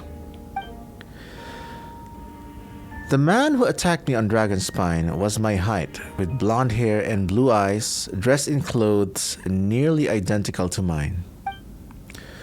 So someone who happens to look exactly like you? Exactly like him? So I was right. It does come back to what happened back then. It's one thing to look similar, but for the clothes to be the same? What's going on? I don't want to be here anymore. Regardless, the important thing is that you admit to killing someone on Dragonspine. Yeah, but that's not the point. Yes, I killed someone that day. Someone who looked nearly identical to me. But I never said that someone was a person. Dun dun dun. I see, then it appears I need to withdraw my testimony. What? Everyone! I brought her! Who's her? Wait, you... The person who just came in, isn't that Hertha? Wait a minute. Whoa. What's going on? Who are you? Why do you wear my face? Hello to you, too. A calmer looking Hertha. As you can see, this is Hertha, the logistics captain of the Knights of Favonius. I see what's going on here. It's all been leading up to this, hasn't it? Your confession. It was all an elaborate stunt to set me up. Uh-oh. You want to undermine my credibility? Fine. It doesn't eliminate the mountain of evidence stacked against you. All I want is justice for the people of Mondstadt. Will the real Hertha please stand up? Order in the court. I've been stationed in Dragonspine all these years because that is where the subject of my research lies. The dragon Durin. Several hundred years ago, the dragon of the east, Divalin, defeated Durin in battle and with the help from Barbatos, sealed his remains on Dragonspine. Now this is the lore I'm looking for. Durin was created through alchemy, one of the finest specimens of artificial life. Really? The entire dragon itself is artificial. As such, death was not a true end for him. His heart still beats and grows more revitalized by the day. Yeah, I farmed materials from that heart before. My imposter on Dragonspine was a failed specimen abandoned in Durin's stomach. An unsuccessful iteration of the Homunculus project. Homunculus? Are you trying to insinuate that I'm some kind of the homunculus? Because it looks to me like the artificial one is standing right there. Some kind of imposter you dragged in from Dragonspine. So this is what I look like when I fly off the handle. You know, they say imitation is the best form of flattery, but your impersonation has overstayed its welcome. Master Jean, what are you waiting for? We've known each other for so long. You recognize the real me, don't you? Uh-oh. The two of you look identical, but judging based on demeanor, the new arrival actually seems more like the Hertha I know. That means nothing. By that logic, I could just as easily accuse the albedo in this room of being an imposter. How do we know he isn't the fake one? A cold-blooded killer who replaced the real albedo long ago. Damn, the voice actor for this quote-unquote fake Hertha is killing it. Maybe that's the real killer. Then, how about something only the real Hertha would know? The longest scar on my body. The knights who fought alongside me that day should remember where it is. Ah, always the private question. I remember. Let's hear your answer. I'd like to hear Miles' answer first. Maybe Miles is also a clone. Huh? You don't know? Or you don't remember? I heard you've been acting strange these days. Disoriented? Confused? Has people been replaced by homunculus? You were closer to me than anyone during that battle. And yet you don't remember a thing. Strange indeed. No, my head. It hurts.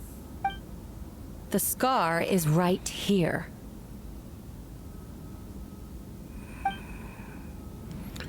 Why the nerves? I can't imagine this comes as a surprise. Unless your informant in the Knights of Avonius failed to mention the scar on Hertha's left arm. Albedo has done a lot of research into beings like you. If you deny it, then show us your arm. Yeah, show us your arm. No need to panic. You can just add it now. You excel at changing your appearance, don't you? Or should I say, all spawn of Durin's life force have that ability. A powerful life force, an appearance you can change at will. Yet here you stand, formless one, paralyzed to act, because you were worried using that power could affect your accomplices. Oh, it's a series of clones, I guess. Accomplices? Then Miles must be one of them.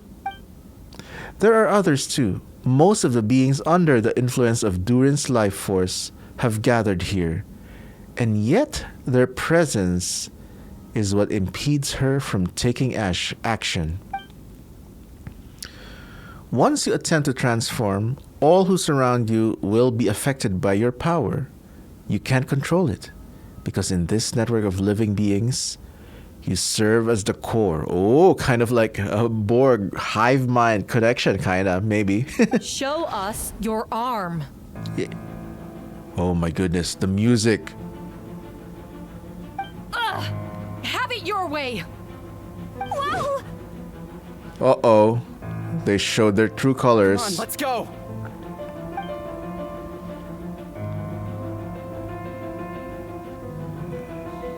Hey, they're shielding the imposter! So they were all in to get Albedo all along.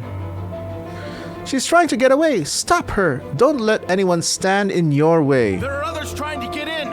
Must be more people under her control. Time to get moving, everyone. Whoa! She just leaped across the room! Well, she just revealed herself. After her!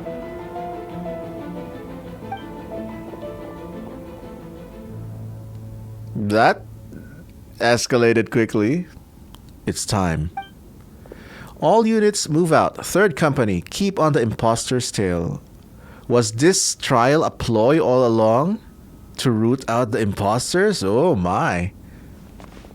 We finally have a chance to talk, but before I explain the events of the past few days, I'd like to make a few things clear.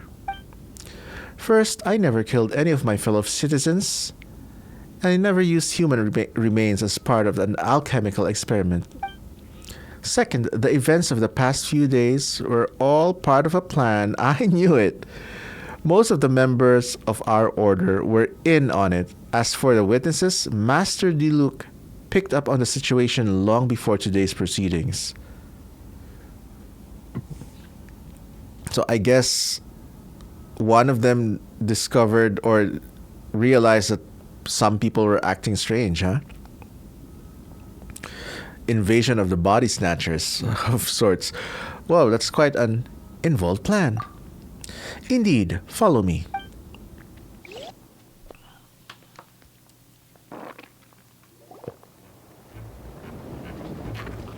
Slimes! What? How are there monsters in the city? They are all monsters from Dragonspine. An attack is imminent, but fear not, we've been preparing for this. We've been monitoring the resurgence of Durin's life force. Its festering nature agitated these monsters. We knew it was only a matter of time before they advanced on Mondstadt. And so we made preparations for an inevitable battle. I was hoping you could join me and provide assistance in the battle to come.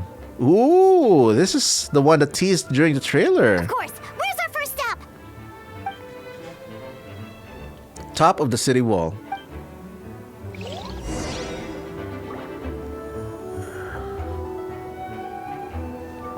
Uh-oh. What does the map look like? Oh, it's story mode. Okay. So we have to do this continuously. I'm glad I selected my main team. Oh, this is just like the Natlan Noir segment. I love it. Hey, Mona! Yo! Master Jean, headquarters should be secure for now. We responded in time and had enough manpower. We can even spare some for mobile support across the region. Good. Our intel suggests that the monsters from Dragonspine could be disguised as Mondstadt citizens, so be sure to exercise caution. Oh, and my divination revealed that there are also regular people under the influence of some strange power. Not all of them are monsters. Yes, so for those people, the aim is to subdue, not harm. Before you attack, make sure to figure out what you're dealing with. Understood.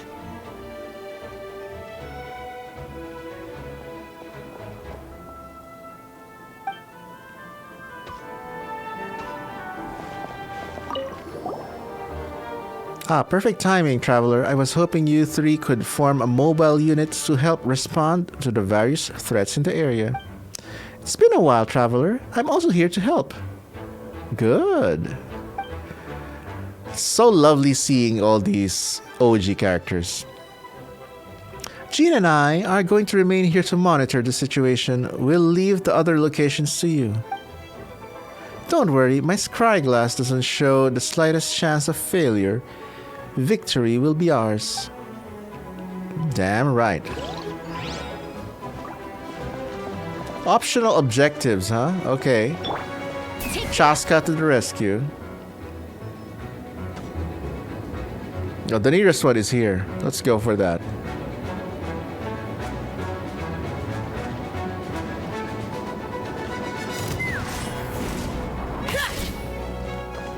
Oh, Venti, hello.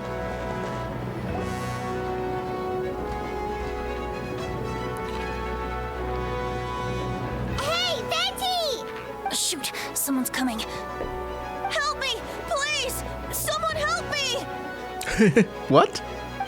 What's with the freak out? It's just us. Ah, perfect. I can drop the act. Sorry, I thought you were regular citizens. It's about time. I think we can proceed as planned. Does Albedo know Venti's identity? I agree. Although, it's been a while since I dealt with something this big. Oh, it's gonna be pretty exhausting. Oh, he's gonna need lots of drinks after this. Don't worry, I'll treat you to a drink for your trouble. Of course. Just what I wanted to hear. So, these two know the other's identity then? People can make new friends when we're not here, you know. Yeah, Paimon. Stuff happens behind the scenes that we're not privy to. Monsters started surging in from Dragonspine during the trial. They soon became agitated, likely in response to the core coming under pressure. Still, I never expected those monsters to have become this advanced. The power of evolution cannot be underestimated, especially considering the fact that Durin absorbed the previous imposter. Wait, so what about the map? And the missing bodies? What the witness saw was true. I did hide those bodies as I monitored. Oops, bad burp. I did hide those bodies as I monitored the situation on Dragonspine. I noticed that many who ventured there came back different. Oh, yeah, so it's kind of like a body snatchers kind of thing. Some were under the influence of Durin's power, but the less fortunate ones had already been devoured by monsters, who then assumed their appearance to infiltrate the city. Most of those were replaced had no close relatives. So when their behavior changed, there was no one to notice. The monsters used their disguise to get close to people. I eliminated the two who attempted to attack. What about the remains Diluc found? Did they belong to one of the victims? Yes, the monsters slowly digested their victims. Sometimes they even left body parts to aid the transformation. All that remained of the first victim was a few strands of her hair, and the second some teeth and bone. The only bodies Albedo destroyed were the monster's mimic forms. Then he buried whatever remained of the victims to put them to rest. Well, someone had to do it. Besides, I managed to gather some valuable data on the putrefaction of the bodies. After we defeated that doppelganger Whopper flower on Dragonspine, we promised to tell each other a story, remember? You told me the story of a gardener. I remember. I'm glad. Then you remember what I told you about Subject 2. In his pursuit to replace Subject 1, he transformed a Whopper flower into Subject 3. So there was another imposter on Dragonspine that day. Yes, that would be Subject 2. I confronted him and buried his body on Dragonspine. So you see, at some point, there was something hidden in that hole you found. But Durin is becoming more revitalized by the day. Under the influence of his power, the monsters dug up Subject 2's body and returned it to Durin's stomach. Oh my. Durin absorbed the failed creation along with his knowledge and way of thinking. Ever since then, all creatures spawned from his power and had the ability to transform their appearance. Humans who venture into Dragonspine for too long are also bound to fall under Durin's influence. But those effects don't show themselves right away. And the extent to which a person has been affected is hard to perceive. You saw it for yourself, didn't you? All the people acting strange?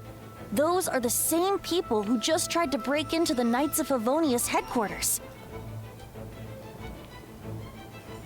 Durin's power remained dormant within them until, finally, it surged to the surface and seized control.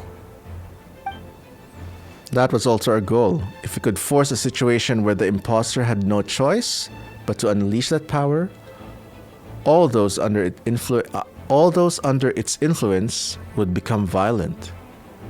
And thus, we would know who was affected. Ooh, that is a smart plan. Wait, so what do we do? We can't go around hurting innocent people. That's why I'm here. It would make me look bad if I just lazed around after promising to help. Right. We will use the power of Animo to restrain them for now. That should give the knights the chance to subdue them without harm. A specialized team will deal with them later.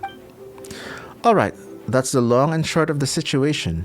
It's time to activate that thing, right? Yes.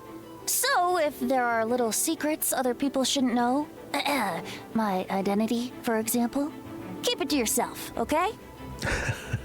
All right. As if they would believe.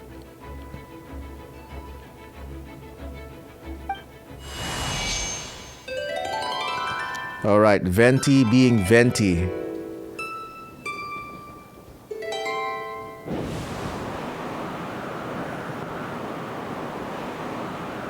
Wind currents? Paimon's never seen this many.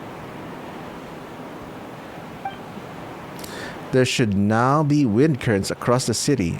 Everyone, can you hear me? Loud and clear. All units, what's your status? All good. We have enough manpower to provide support.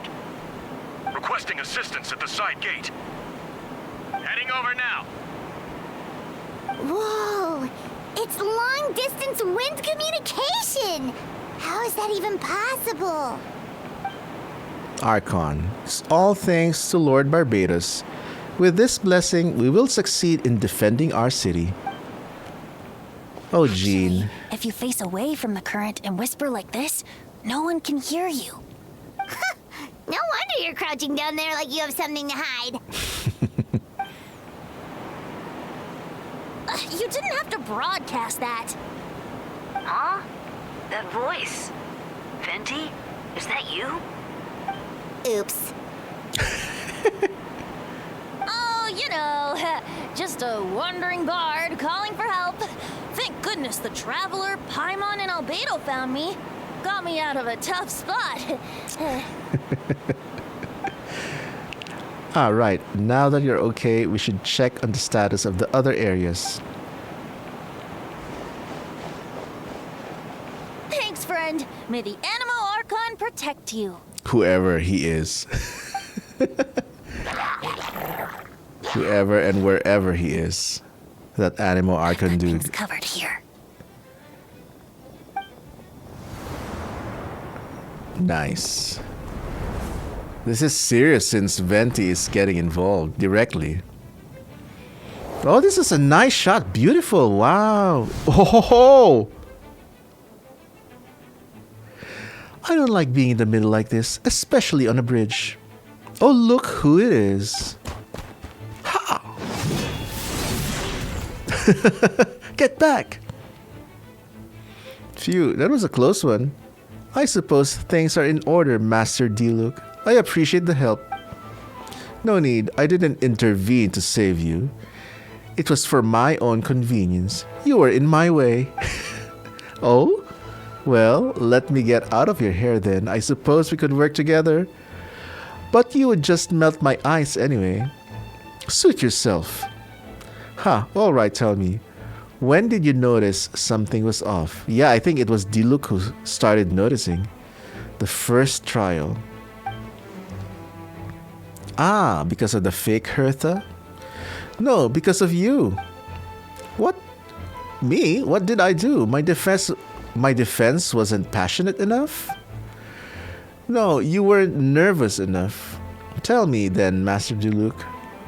When do you think I actually get nervous? I suppose we'll see, won't we? Monsters incoming! Oh, on second thought, best not to think about it. Oh, nice. Wolf's gravestone. Nice.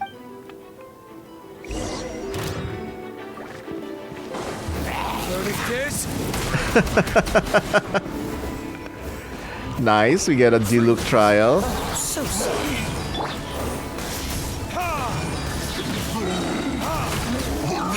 Time. retribution!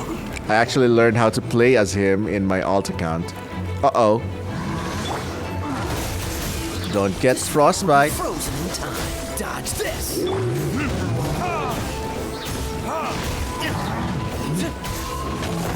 Perfect for melts. Let's go.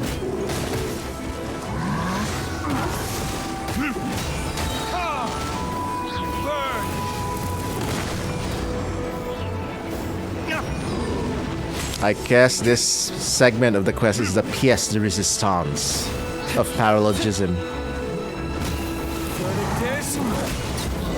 Nice. They're over there! Dilu, Kaya!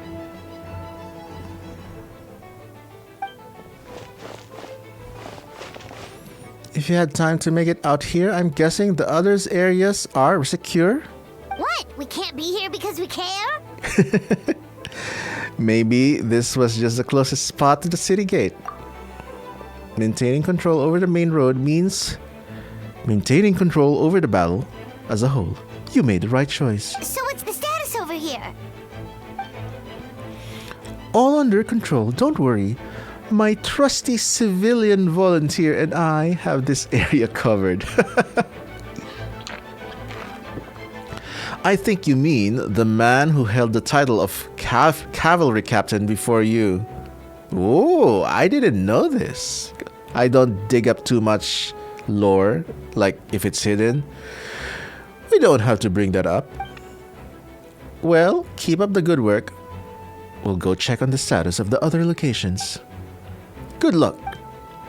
Oh, and I wanted to thank you for what you said in court. If I'm not mistaken, you were on my side by the end. Haha, believe me, he's had his suspicions since the first trial. I suppose it just didn't feel right to believe that someone who helped me in the past could be a cold-blooded killer. Aw, that's so sweet. Aw. Thank you for trusting me and for choosing to fight alongside us. As for you, Kaya, good work as always. We'll see you soon. Of course, stay safe.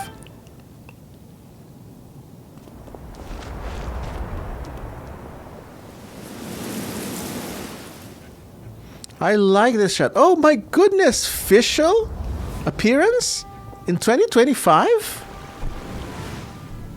Perfect. And Barbara and Rosaria is here.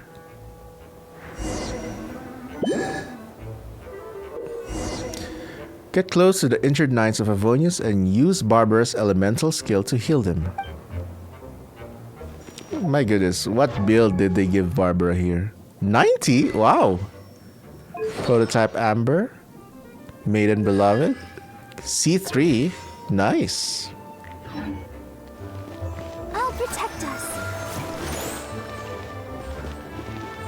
Come on, heal faster.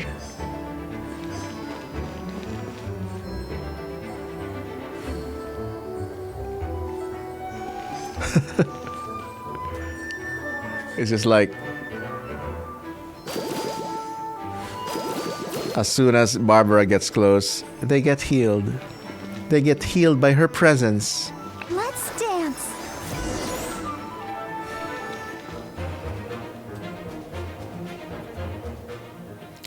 All right, you should be on the mend. Thank you so much, Miss Barbara. Things are still quite chaotic outside. It's best if you all remain inside the cathedral for now. You're not rushing back out to the front line, are you? You're still injured. Don't worry, Miss Barbara. I'll try not to put myself in harm's way. I can help with the logistics from the back. Well, maybe we can give you a hand. As you said, the situation outside is chaotic. Injured parties should not be left unattended. There are others here who need to get back to the front lines, so I'll escort you all myself. Of course. Thank you, Miss Rosaria. Just doing my job. I'll leave the cathedral to you then, Barbara. You can count on me. I don't really know how all of this started, but I do know that Jean and the others have been preparing for this for a really long time. So I think everything will be all right. No, it has to be. Did I catch you at a bad time, Barbara? No, not at all. Did you need something? I just wanted to tell you that over the next few days, a lot of things are going to happen in Mondstadt. Attacks and fighting. So I need you to take care of yourself. Oh my goodness. You know what? I think this might be the first time I've seen them officially interact as sisters. I mean, other than limited events, I guess. But I don't think I remember any. I forget. Huh? How do you know? Albedo warned us in advance. It has something to do with Dragonspine, and he's our authority on that region. So we should take him at his word. Dragonspine, huh? Oh, nice shot. So, the city is going to be in danger. Yes, but the Knights of Avonius will do whatever we can do to protect the people. But then, who will protect you? Aww. Aww. How touching. Don't worry. I'll look out for myself, I promise. Please let them be okay out there. Sister Barbara, could you lend me a hand? Ah, of course. Coming. Oh my goodness, I love how this is like shot. The cinematography is amazing. This feels like everyone is just involved and everything's happening all at once. Hey Benny. And Noelle appearance. Amber! Oh my goodness, yes! Oh! It's Amber! They're here. Prepare for battle. On guard, everyone. Incoming monsters at 11 o'clock. Oh, random Mika voice line. Looks like we got 25 Hilichurls, 2 Blazing Axe Metachurls, and a bunch of different slimes. Oh my goodness, I love this Amber shot. So serious. Prepare elemental countermeasures. Roger that. Oh, Kaya is doing the Favonius Knights formal pose.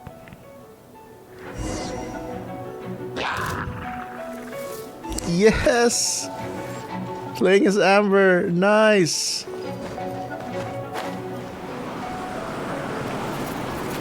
Fend off monsters. Oh, okay. Precision strike. Hey! It's not even C4 Amber? Come on.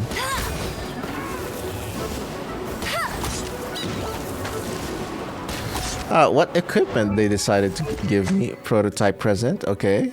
That's my first weapon. Okay, yeah, this is my first artifact set for Amber. Okay, C3, not bad.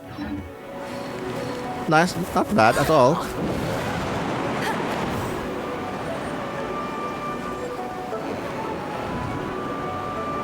Okay, so we're confined to these spire areas. You had your chance. Now's your chance. Go, Baron Bunny! Nice, it's a crit build Amber.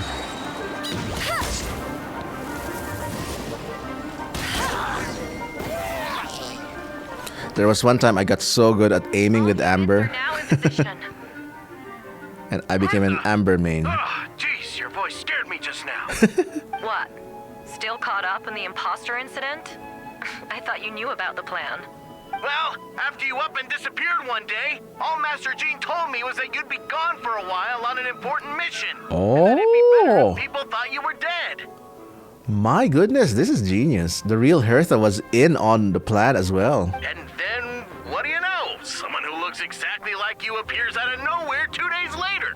If Master Jean hadn't told me about your mission, I would have fallen for it hook, line, and sinker. Yeah, that's quite a scary thought. I get chills just thinking about it. A monster replacing someone close to you, and you're none the wiser. Don't worry. Once this is over, these monsters won't be a threat to us again. Albedo, are you okay? The trial wasn't too hard on you, was it? I'm sorry I couldn't be there. I was so worried. Same here. I thought it was all real at one point. I was in complete shock. So you didn't know, Amber? Then it seems Eula did an excellent job at keeping the situation under wraps. And no need to worry, you two. I'm no worse for wear. Oh my goodness, poor Amber. That sounds like Eula, alright. She's like an impenetrable wall. That one. You're not getting a secret out of her. Yeah, for sure. She's someone you can really count on. Wait, so how did you decide Hertha should disappear again? After all this fighting, I can't seem to get it straight. It was Kaya's suggestion.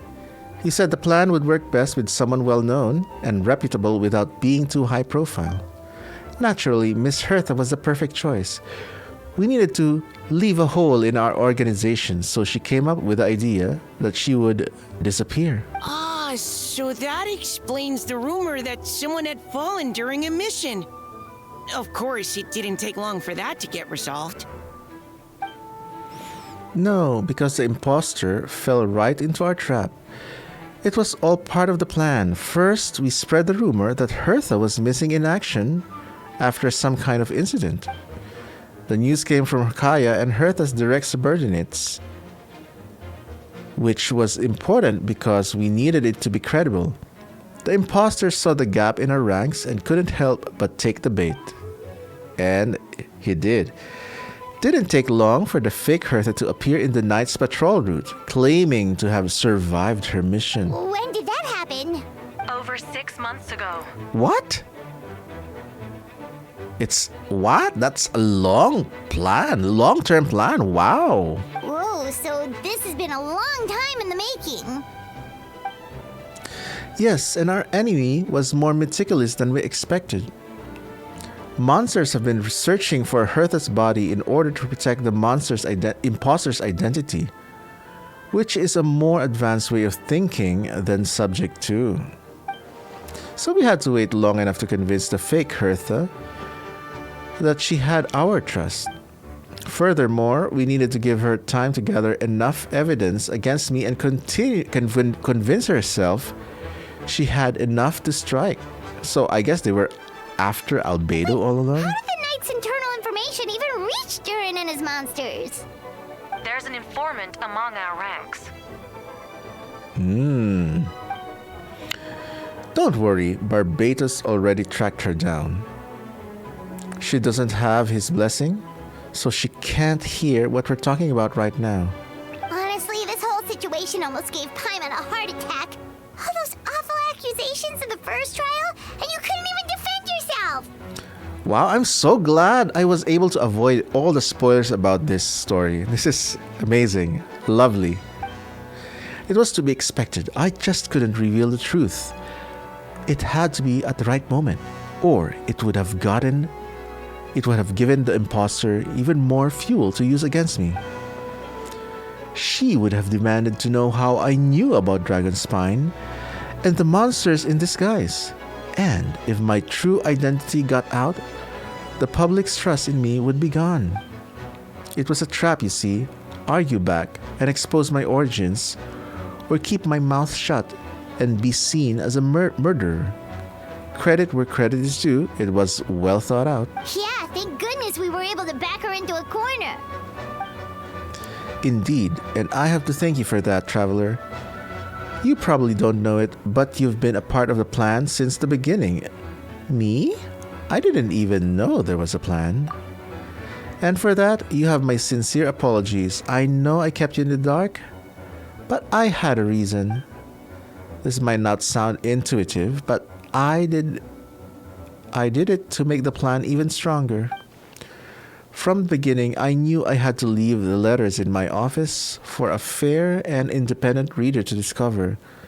Someone willing to seek the truth. Naturally, I thought of you. I knew you would return for Windbloom. I knew you would agree to attend a trial. And I knew your sense of responsibility and justice as an honorary knight would compel you to start your own investigation. Bad burp, sorry. The fake Hertha, Subject 2, has met you in Dragonspine before. If she thought even you had lost faith in me, her confidence might get the best of her. The perfect time for us to strike. So, wait. Fake Hertha used to be fake Albedo, number 2? Albedo's right. You were part of the plan from the very start. I hope you don't take offense at our decision to keep that from you. And please don't be too hard on Albedo. He was just doing his best to look out for Mondstadt. Enough people were involved in the plan as it was. We had no other choice.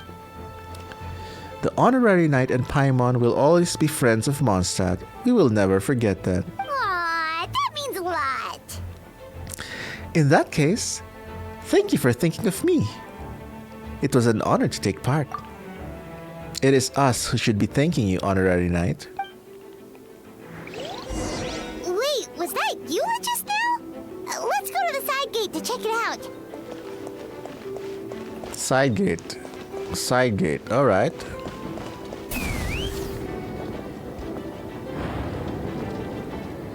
Oh, Benny! Hi!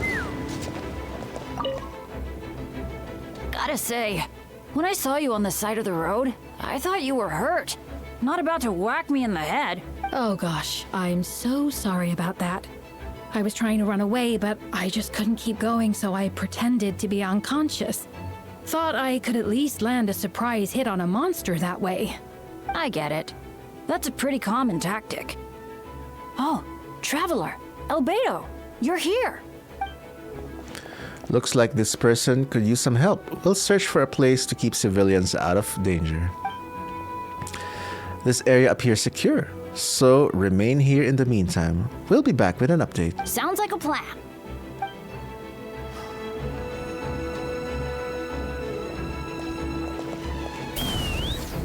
But where is Eula? Who's in here? I want to see Fischl. Where is she? Oh, Diona! Hi.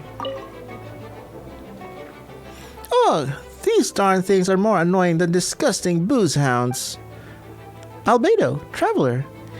If you run into anyone who needs a safe place to wait this out, feel free to send them to the Castell. I'll be here to watch over things, so the tavern will be safe. Thank you, Diona. We'll be sure to do just that. I love this. Everyone's working together.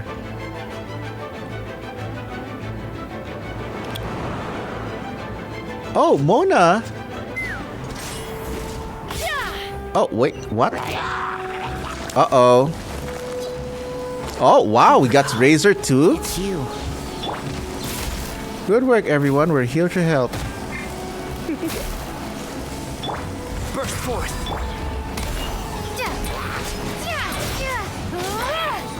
I'm glad they let me keep Pyro Traveler though.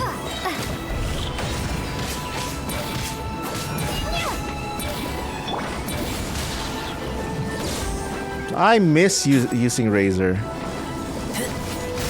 He was a short main for a while. Oh my goodness. Albedo ruined it.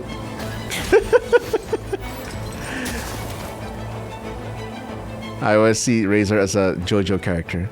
Phew! It's been a while since I unleashed my lightning during Windbloom. It happened a lot before? Wow, Razor is voice. Oh, wait, yeah.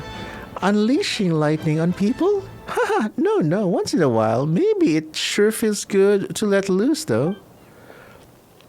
My old professor even wrote to me that a few days ago, of course, I made sure to emphasize that I always treat others with kindness. It's only natural for a student to inherit their teacher's ways, after all, and mine was a gentle old man from the Spantamad school. So you see, this time I only used gentle methods of electrocution. So gentle, even Jean would have no reason to intervene. Gentle electrocution. You seem to be in good spirits, Miss Lisa. Ah, well, it's good to move about every once in a while. I love this. Okay, it's the same dialogue. Take me up. I Want to see any other areas I might have missed? Official, maybe?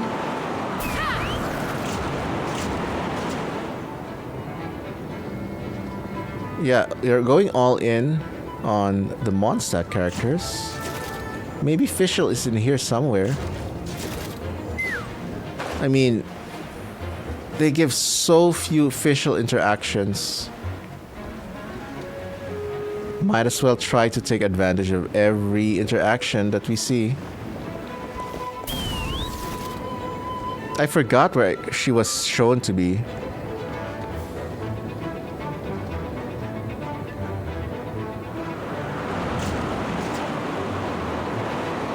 What's up? What's happening here? Oh! What's happening here? Oh, Noelle! Hi! Steady as stone.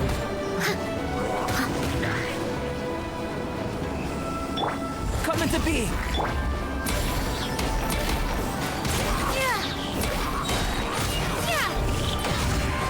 Nice. I think my Pirate Traveler has kind of a solid build. Fit for a sub DPS, I at least. Moment of birth. Live. Leave it all to me.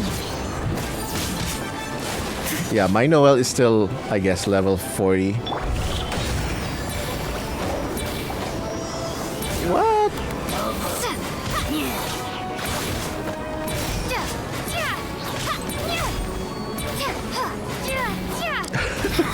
Stop lifting me up, Albedo.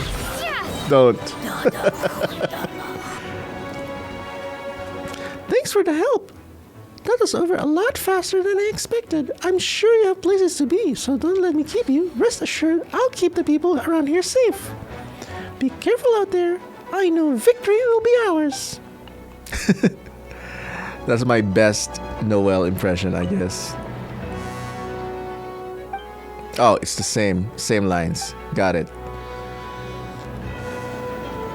Where is Fischl, though? Maybe we have to look for Eula then. Maybe we'll find Fischl with her?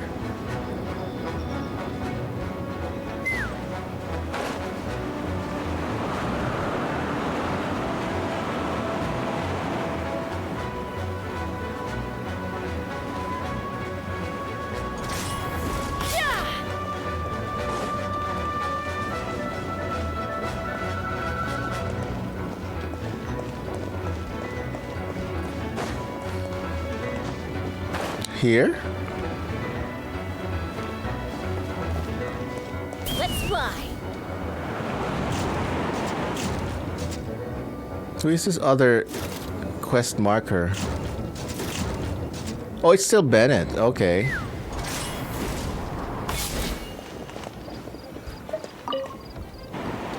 Albedo, Traveler, got an update for us? You can take her to the Cat's Tail. Diona is sheltering people there. Anyone who needs help is welcome. I'll take her there right away. Okay, short and sweet. At least that takes care of the quest marker. I guess it's time to see Eula, I guess.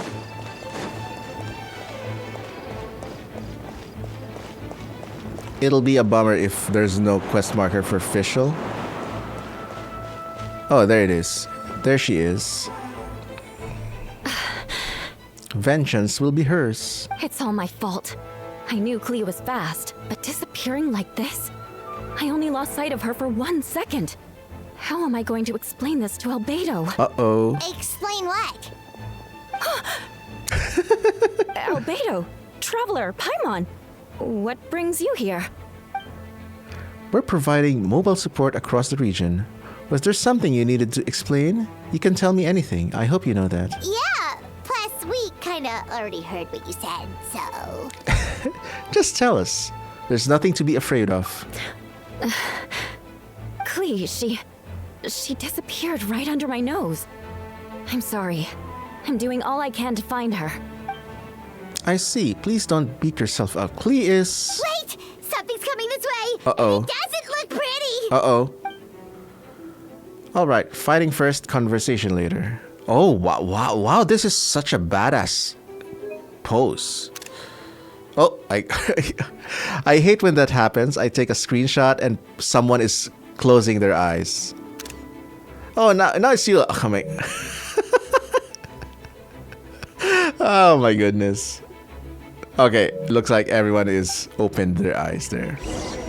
She was right next to me, and the next thing I knew, she ran off somewhere. I swear I only lost sight of her for a second. Nice. Eula trial. Shut her! I don't actually know how to play Eula. Oh, there's the Dodokos. Klee! Oh, there you are. Here to help. Oh, hi, Klee. Where is she? Those bombs. I see what you mean. Oh, she was hiding. Underestimated.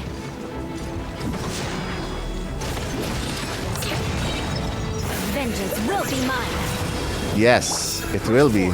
Witness my great undertaking. Klee to the rescue! Oh, Klee, so adorable. Aw, there she is. We won! Great work, Klee. I'll be counting on you to protect Eula next time, too. Beto, you can't be serious. No problem. Just leave it to Klee. Are you going on patrol, Mr. Almeida? Klee heard you went camping for a few days, and these monsters followed you back home. Camping. Ah, right. The truth isn't suitable for little ears. That's right. So I need to report back to Master Jean to settle my expenses. If you have some time, I'm sure Eula would be grateful if you escorted her back to headquarters as well. Of course. I place myself in your capable hands, Spark Knight. Ah, adorable. It would be an honor. Klee will do her best. That's my best Klee impression, I guess. We didn't find Fischl, no. Let's run. Oh well.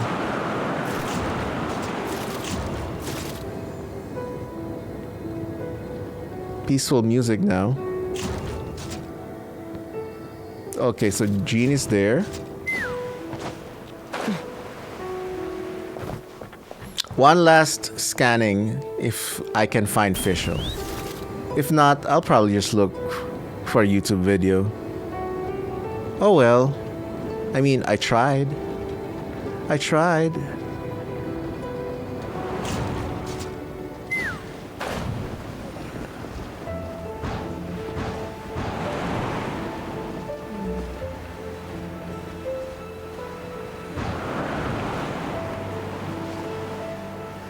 No one here.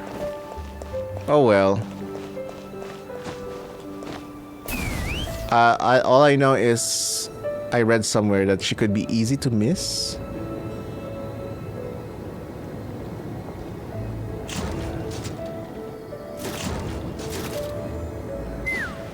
You know what? Screw it. I'm gonna look for her. Where to find Fischl during Paralogism.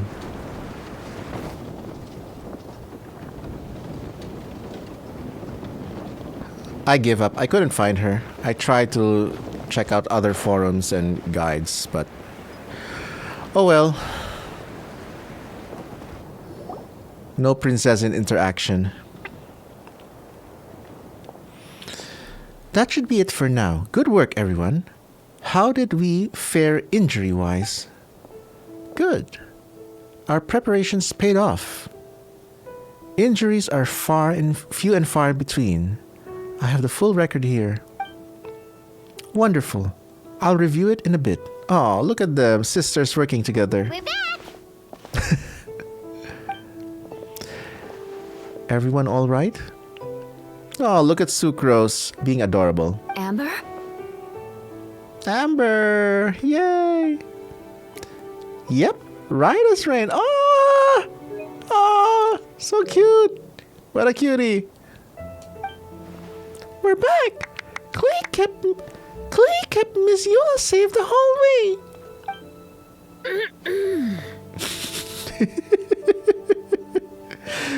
Oh my goodness. I just didn't realize. Oh my goodness. I like her eye design. It looks like a fancy marble. That's amazing, Klee. Eula was lucky to have you. Looks like we're still missing a few. Reporting back, Master Jean. Mission complete. Good to have you back safe and sound. And great work, everyone. This operation could not have happened without you all. Oh my goodness, this is amazing. This is amazing. All of them here. And Jean giving a conclusion speech. Your leadership is what made it possible, Master Jean. It's been a busy few days. You should take a well-deserved break. Yeah, Jean. I will. But I believe you deserve one most of all. My work isn't finished, I'm afraid. I have a few loose ends to tie up. Loose ends. Ah, yes, of course. We can talk about it back at headquarters. Traveler and Paimon should be there too. Alright, everyone who has finished their work should head back to their quarters or to the church to get some rest. Wanna come with us, Klee?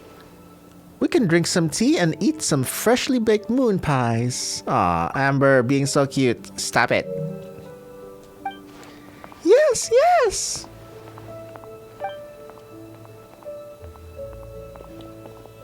Lovely to see Amber again. Oh my goodness. Hi, everyone.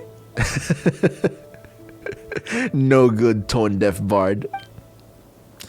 Venti, thank you for everything. I know there were difficult moments along the way. Oh, well, wait. Does that mean you saw me running for my life? Ah, no. Apologies. Just forget I said anything. Just kidding. But you're right. It was tough out there. I almost lost my hat to the wind several times.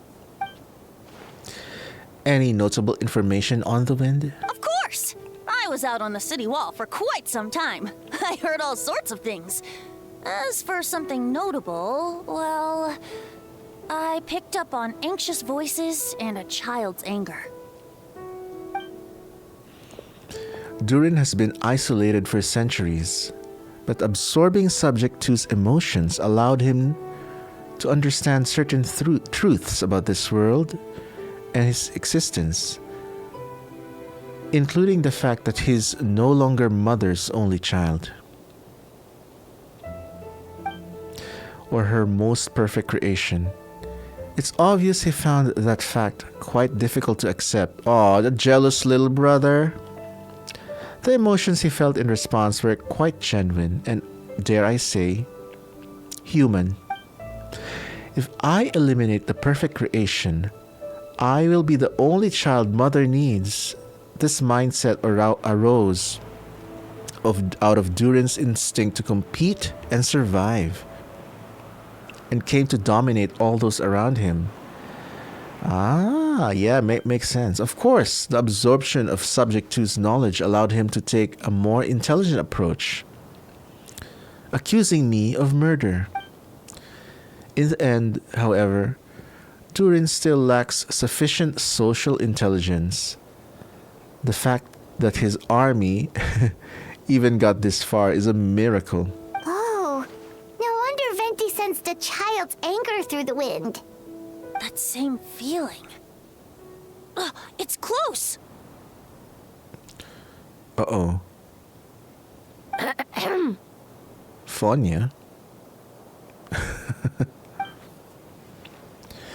Ah, Miss Fonya, here to make your report. Oh, nothing much to report, actually. Is that so? During the battle, we were talking about your transfer to the 7th Company. You were in charge of patrols and post-battle reconnaissance this time. How did everything go? Good. No problems. Mm-hmm. I see. If you don't mind me asking, why did you come from that direction, and why are you alone? Did you think we were still meeting at the side gate? there was a change of plans. We sent the message over the wind in the last few minutes of the battle. There were a lot of changes during the operation, but I imagine you missed those as well, because you're under Durin's influence, and you have been since your trip to Dragonspine over 6 months ago. After her! Oh, so is she the first victim of Durin? Don't move. Let's continue this discussion back at headquarters. Don't be scared. I'll figure out a way to free you from his power soon.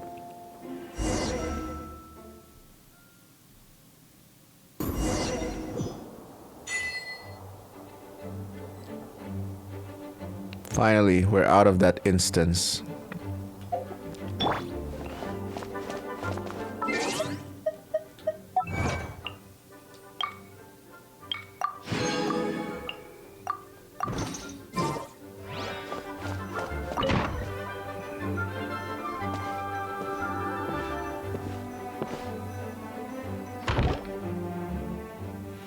All right, the others are looking after Fania. Please tell me you can help her. I can, as long as the rest of the operation goes well. Wait, the operation isn't over. What do we do now? What happens next is more of a personal project. I've consulted Venti about the possibility of calling a tripartite conference. Ah, yes. That's a relatively new tradition. Grandmaster Varka came up with the idea a few years ago. I still remember when he approached me about asking the lovely ladies of the Hexen Circle for a small favor. The chumminess caught me off guard. If I hadn't known any different, I'd have thought he was talking about his older sisters or something. Older sisters? Is Varka really young or something? Varka crumbs, chat. I wouldn't exactly call him young, but he's not old either. Stanley? He's the type to crack a joke at every opportunity, so whatever it is... Indeed. Anyway, the Tripartite Conference is a gathering of 3 parties: the Hexen Circle, the Animo Archon, and the joint forces of the Knights and Church of Favonius. Ooh, I love this. This is something they showed during drip marketing. Lord Barbatos was able to facilitate a meeting between Varka and the mages. Varka has quite a way with words, so he's a true diplomat. So he was able to gain their favor and convince them to agree to a very important request. Namely, that in Mondstadt's greatest time of need, the mages would return and lend their aid to our nation. Yes, and now I have a request of my own. So I need the conference to convene once again. Venti, if you would. Of course! Traveler, pass me the Dodo communication device. Oh, this is the one in the trailer. You're gonna use that thing to call them? Just watch and learn. Okay, I think this should do it.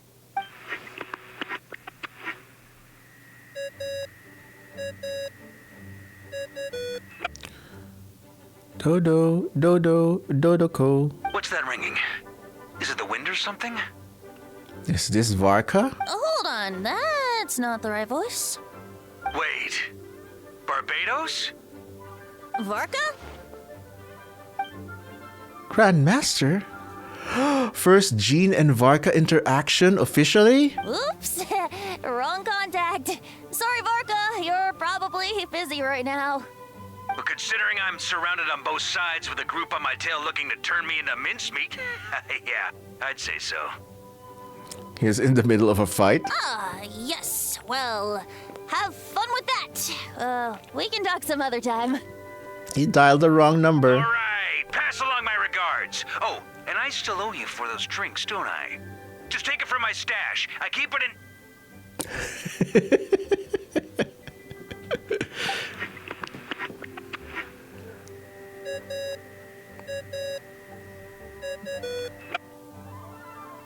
Hey! He was just about to tell us where to find his secret stash! Paimon, you don't need those drinks. Don't tell me he hid it beneath the great tree of Windrise. That seems like a bit much.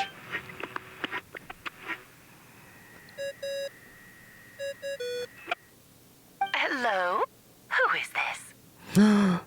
Is this Alice? Greetings, Miss Alice. Yes! It's Venti. Alice Crumbs, let's go. Venti? Nope, it doesn't ring a bell. You're really gonna tease me like this? Ugh, fine. It's Barbados. Apologies, just a bit of fun. What can I do for you, dear Barbados? So they are friendly to each other. You still remember the tripartite conference, right? I'm calling on behalf of a friend. He's asking for a meeting. Oh? And which brave soul is it this time? It's me, Aunt Alice. Aunt Alice! Albedo, captain of the Knights of Favonius investigation team, requests a formal meeting with the Hexen Circle. And what is your wish, dear Albedo? I want to accomplish something unprecedented. How unprecedented. Something even your mother Rhine-daughter never accomplished? I wonder if Aunt Alice... Is it implied that Rhine-daughter and Alice have some sort of sisterly relationship? I don't know. In terms of technique, no. But in terms of location and materials, yes. Okay, that makes no sense. You've piqued my interest. I'll be right there. Be right where? Here, as in this office? Hello again, everyone. Oh my goodness. That is so Alice. Hello, Aunt Alice. I see you've turned yourself into a giant dodoko. Darling, isn't it? It even has its own hat. Wow, the attention to detail. At least it's not a labubu. Pleasure to see you all again. It's been a while. On behalf of the Hexen Circle, I hereby grant Albedo's request. I'm guessing you still need to prepare? Take your time. Just come find me at the long table when you're ready. Aw, that's nice of you. I suppose it's just my nature, darling. Thank you, Aunt Alice. Before we set out, there's someone you need to meet. Head to my office. He's waiting for you there. Who could it be? Who could it be? The gardener?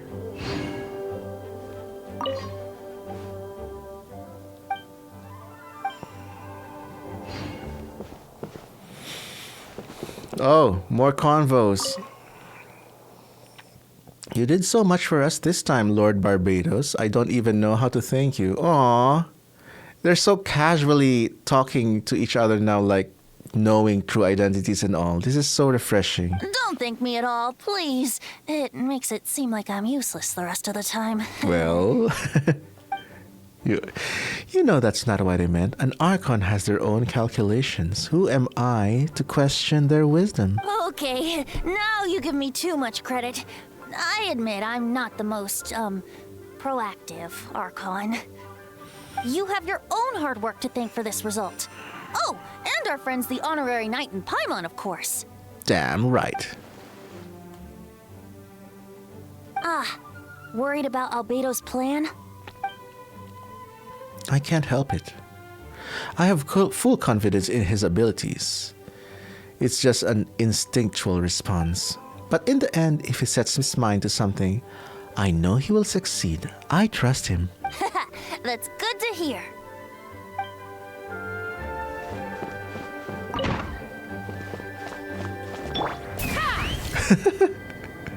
Using Chaska indoors. Such a flex. Hey, have you ever wondered why Albedo always keeps his office closed? Paimon bets there's a secret snack stash trash hidden around here somewhere.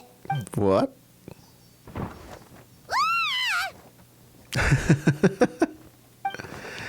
Mini Durin, hey, not so loud. He's back. I missed his event when he appeared. Mini Durin? What are you doing here? But I'm glad I did because it involved Wanderer who... I don't like Wanderer.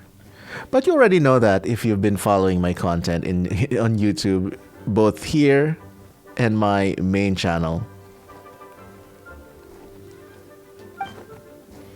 Well, actually, I've kind of been helping you guys in secret this whole time. I tried tapping Paimon on the shoulder during the battle, but you floated away too fast. You were there? Yeah, I've been in Mondstadt for a few days now, but I've kept myself out of sight. I thought people might be scared of me. Oh, don't worry. We aren't scared of you. Thanks. So, what brings you here? Oh, is it Windbloom? There are a ton of fun games this time of year. I did sneak off to the festival for a bit, even though I couldn't play the games because of all the people. I still had a lot of fun. But that's not why I'm here. Albedo and I made a promise to accomplish something great together. What do you mean? I'm gonna replace the Durin on Dragon's Spine. I'm gonna be the one who is revived and brought into this world. Oh, interesting. So Mini Durin is an offshoot of Big Durin, kind of like another Furina Fossalor situation. Wait, didn't that already happen? You left the storybook world, and now you're here. Sorry. I should be more specific. Albedo said he can use alchemy to turn me into a human. What? Human transmutation, so you're Albedo's intended subject. Yeah, he's been working on it for a long time. And that's what you want, Mini Durin? To become human? I don't know if want is the right word. I don't even know if there's a right answer in a situation like this. But I do know this. I have just as much of a right to this name. I don't want to lose the other Durin. Becoming human isn't as simple as just changing form. I know. Albedo talked to me about that. He said that the Durin on Dragon's Spine is a lot more aggressive and primitive, almost like a beast. But Mom created me in a storybook. The pure parts of me can balance out the evil parts of him. If I'm honest, I don't know what that will look like. If I can still be me once I become one with that part of him. Oh, interesting. I'm only learning this lore now. Maybe without a complete soul, there was never really a me to begin with. Albedo said these kinds of questions are normal. We're all just trying to figure out who we are. Wow, this is so existential. But I'm not afraid of change. I want my life to have meaning, and suppressing an evil dragon, becoming human, both sound pretty meaningful to me. That's true. So don't worry. No one is forcing me to make this choice. Well, turning you into a human sounds like a huge project.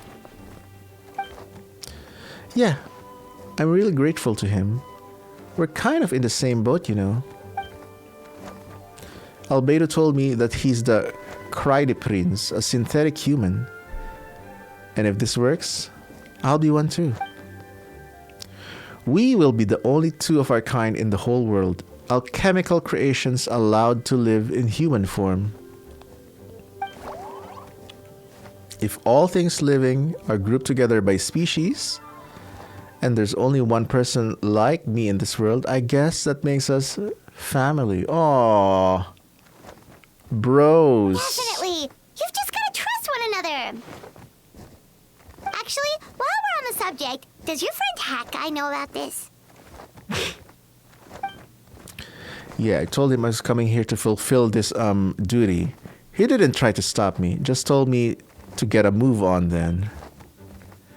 He didn't say it outright, but I think he supports my decision. Maybe he even thinks it's a good idea to go through with this. I'm a little scared, of course, but excited too. Anyway, I'm really glad I got to talk to you at a time like this. I feel a lot better now, so thanks. So that's the surprise, huh?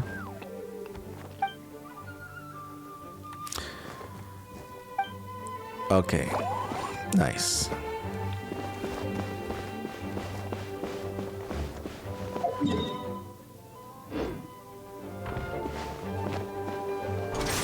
Oh, this is a substantially long quest. I like it. No skimping on storytelling.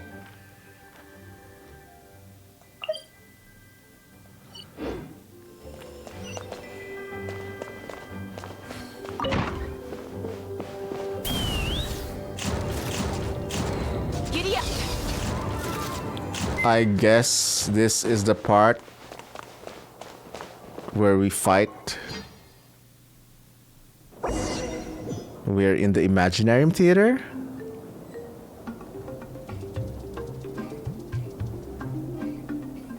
Recommended element, hydro cryo. Okay.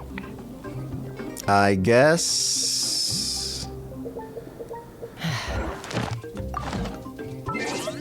we'll go with Farina. Sorry, traveler. Witness my magnificent! Aw, this is so cool. So the Imaginarium Theater really is Alice's spot. This is so cool. This is so cool. Oh my goodness. Let's sit with her and have some tea. Oh, we can't see her face this way? Okay.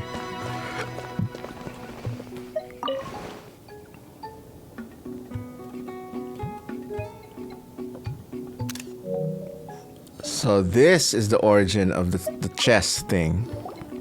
Welcome, one and all. Please sit wherever you like. So, no unspoken rules to be aware of? I don't want to unwittingly park myself down on some important lady's chair. Cake. I highly doubt anyone's going to mind where you sit, Lord Barbados. But thank you for being so considerate. Jean didn't fancy tagging along. A lot happened in the city today. If she left, there really would be no one around to lead the Knights of Favonius. All right, never mind. I was just hoping to treat her to some tea. Very thoughtful. So, tell me, Albedo, what is this outrageous and audacious plan of yours that I've been hearing murmurings about? I'll get right to the point. I intend to kill the evil Durin in Dragonspine. Oh? And I also like to request some alchemical reagents from the Hexen Circle. Which ones? I'm all ears. First, we need the flesh of that immortal monster from the Margivari. Oh my goodness. The Bakunawa. Interesting. What else? The other is a portion of the embryo left by my mother, Rhine daughter. The raw material from which she created her monsters in the past. There's not much of it left. Dragon blood, monster flesh, and embryo. Sounds to me like a formula for creating life. Correct. Durin's heart has continued to beat ever since the day he died. That means it's just a matter of time before he eventually returns. It could be centuries away or millennia, but the day will come. I spent years investigating in Dragonspine, so I'm well aware of the danger he poses. He has already posed a considerable threat to Monsat at less than half of his original strength. There's no telling how dire the consequences could be if he ever regained his full life force. Hence, if we want to be free of our dangers posed by his blood and limitless vitality, we must find a way to eliminate Durin entirely. Unfortunately, Durin is a special entity. Even after death, he could reawaken at any moment. So the solution is to kill him and resurrect him in a different form. Upon resurrection, he will no longer be the creature he once was. In fact, he will no longer be a monster at all, because I intend to transform him into a human-like being. During the summer, Klee and I visited a fairy tale called Simulanka. It was created by mages from the Hexen Circle, so I'm sure you know of it. Of course. It was even the home of one of M's children the other day. Oh, I see. It was during that journey that I learned with certainty that Durin would return to life one day. The experience inspired me. I met the pure soul M had created, and I knew if I wanted to change Durin's fate, he could be the key. To that end, I devised an alchemical model for the transmutation. The soul will come from the fairy tale dragon of Simulanka, the blood from the original dragon's heart, and the monster's remnants from the Marjivari and the embryo mother left behind will form the flesh. The corrosive nature of the dragon venom and the heightened vitality of the monster remnant will offset each other, keeping the constructed body in perfect balance. A powerful side effect can be triggered when festering forces and life energy collide. In an alchemical setting, the results are sure to be nothing short of astounding. The glint in your eye when you talk about these ideas. You really are your mother's child. I don't know if that's a good thing. Oh, same thoughts. Do you see that as a bad thing, Aunt Alice? Of course not. To me, you're both extraordinary individuals. I find you fascinating. In any case, now I see why you asked Venti for help. The raw materials you seek are extremely valuable. The misuse of even the tiniest amount could cause unimaginable chaos. That said, we're happy to give you what you need. But there is one condition. You need to prove you can wield them. And so, you must pass the Hexen Circle's trial. Oh, so here it goes. I understand. I figured something like this might happen. That's why I asked Traveler to come along. You're not even gonna try to talk me into it? Oh, you need convincing? I thought you'd want to keep an eye on me. Who knows what sort of outlandish things I might attempt without someone to keep me in check. Fine, I'm not going to argue with you. So you know our tricks, huh? Aunt Alice has always loved a spectacle. Any chance to witness friends come together to support one another. Well, success means little if you have no one to celebrate it with, no? Mm-hmm. Although, I'm afraid dear Paimon will have to sit this one out. Good. Why? The Hexen Circle trials are no walk in the park, my dear. Besides, I already decided on the structure. There's only room for 2 participants, I'm afraid. No more, no less. You understand, don't you, Paimon? Oh, don't be too angry with your dear aunt. Okay. You can turn off the charm. Paimon will stay behind. Aw, she's so sad. Thank you for being so understanding. Then, whenever you two are ready, interact with the chessboard on the table. It will guide you through the trial. Let me make a formal request. Will you go through this trial with me? Let's do this. Are you ready, Traveler? Just about. Then, my dear children, get ready for a taste of the Dodo King's magic. Oh my goodness.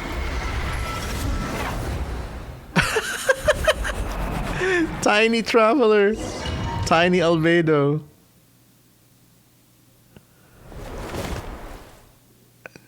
Never saw this before. It's certainly in keeping with Hexen Circle's modalities. We've been shrunken down to chess piece size. Whoa, you're so tiny now! Take extra care of yourselves, okay? What is it? Nothing, it's just Paimon's voice is even louder than usual now. I'm this size. She's always so energetic and lively. Nothing can dampen her spirits. Don't worry, you'll be back with her again in no time. You sound pretty confident, Albedo. Aunt Alice, I didn't realize you'd be personally conducting the trial. Well, since your mother has to recuse herself, who better than I to put your abilities to the test? I have prepared quite a riveting new performance just for you two. See? Defeat them in battle. Prove to me that you have what it takes to achieve your goal. Swashbuckle your way to victory like gallant fairy tale heroes. Here we go.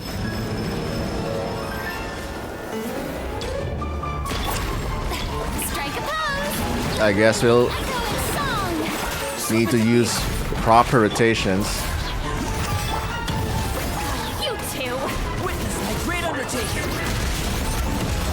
Really great music. This is my first time hearing this music properly.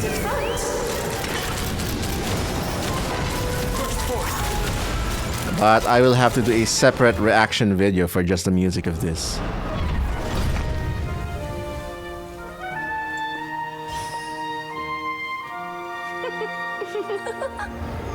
Uh-oh. Oh, it had to be this form? A toy really doesn't suit me. This one doesn't seem like Alice. But this isn't over. I will now preside over the second trial. Who are you? Stare straight ahead, and you will see things as they appear. But change your perspective, and you will see them as they are. Who is this? Is this Ryan's daughter now?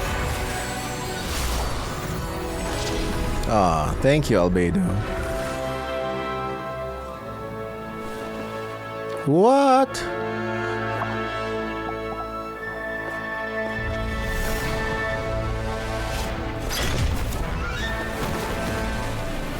I love this.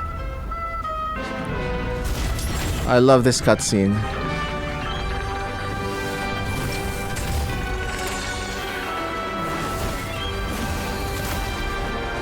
This is my first time seeing this cutscene. Oh my goodness, I fought this boss many times, but I always skipped any story-related stuff for this moment.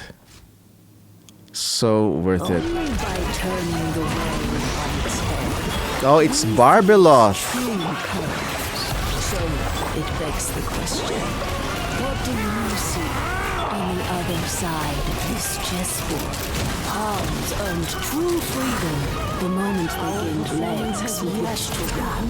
I don't want it to end yet until they finish narrating. I prepared a little surprise for you. No need to thank me, of course. Just a small gesture of kindness from me, Barbeloth Trismegistus. Oh, it's Mona's master. You honor us by presiding over this trial, Aunt Barbie. You're always so coming to be. Feel this ancient power. Oh well. I guess we killed him too much, too fast. Yes, very well done. We did it! Oh, they've grown up so fast. I'm so Aww. Really? Well then, I'll leave you to debrief the others about today's events. You're not proud, Barbeloth? Huh? You're leaving already? You did marvelously today. I'm thrilled for both of you. And should you feel the need to gloat profusely to that student of mine so she knows to up her game, be my guest. Nah. Mona Shade, come on. Lovely tea party. But that'll do me for now. Until next time, my dearies. You're just going to up and leave? Barbie? Barbie. You'll have to forgive Barbeloth. She's always on the move. And And she never says where she's going either. I think she enjoys the mystique. But if I had to guess, she's probably going for a walk. She's a very health-conscious individual. I wonder if Barbalot is gonna be playable. Barbie was satisfied with your victory. And so am I. Congratulations to you both. You can come back now. Oh, whoops. I need to turn you back to normal first, don't I? True. You're finally back! Great job! You made it all look so easy! Chaska made it look so easy. Nice to have you back safe and sound. Now time to relax and switch off. You've earned it. Thank you. Felt pretty good to beat the trial. Once you've rested up, let me know when you're free, and we'll head to Dragonspine. Deal with the dragon of Dragonspine, right? Indeed.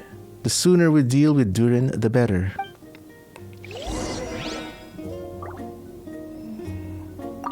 Nice to have you back safe and sound. Now time to relax and switch off. You've earned it.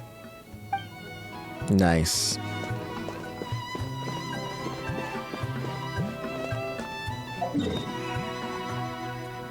Okay, let's head off here. All right. I wonder if it's gonna be another battle scene, or is it just gonna be story-focused cutscenes? I guess we'll see. But it's so nice to finally have all these Mondstadt areas, Dragonspine, and the actual Mondstadt city itself be very utilized in the story again. It's lovely to see. It's very nostalgic and feels cozy, to be honest. Yep, this place is as freezing as ever. Hyman's hands are turning to ice. Aww. Want to climb into my hood? Oh, Albedo is so sweet. Sure? Is it warm in there? Should take the edge off.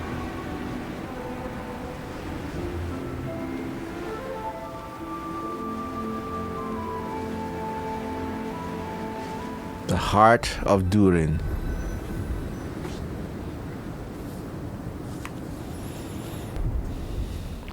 We've arrived. Sorry, Paimon. I have to get to work now. Still beating away after all this time. Leave it to me. You two stay on guard.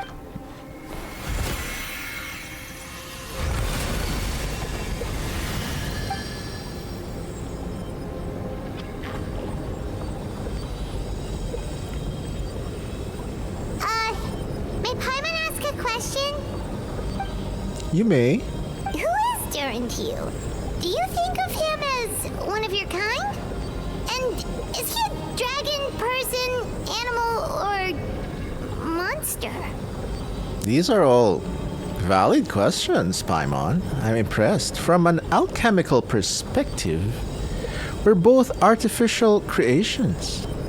But biologically speaking, we have no relation whatsoever. So to say we are kin would be categorically incorrect. Sounds like you prefer humans to dragons then. It's not so much a matter of preference. Rather, as things stand, I belong to the class of human, albeit a unique category thereof. But then again, most forms of life in this world possess some unique traits. I am perhaps the most unique among humans, in that I am the only one of my kind.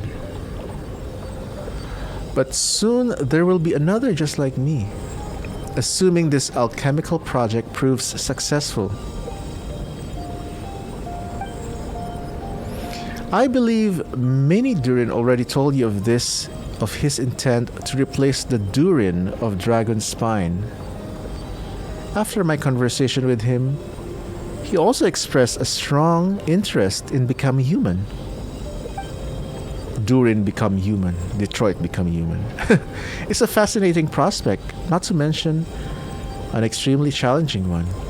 But I understand why he came to that decision. I like this nice pose. Do you see this as an act of creation? Well, understood in the broadest sense, this project deals with both the past and future, and stands to profoundly impact many lives. That, primarily, is what makes it worthwhile. Helping Mini Durin become who he wants is a secondary consideration, though still a meaningful one. By contrast, my personal motivations are nothing so grand and meaningful. I'm just pursuing something I believe in.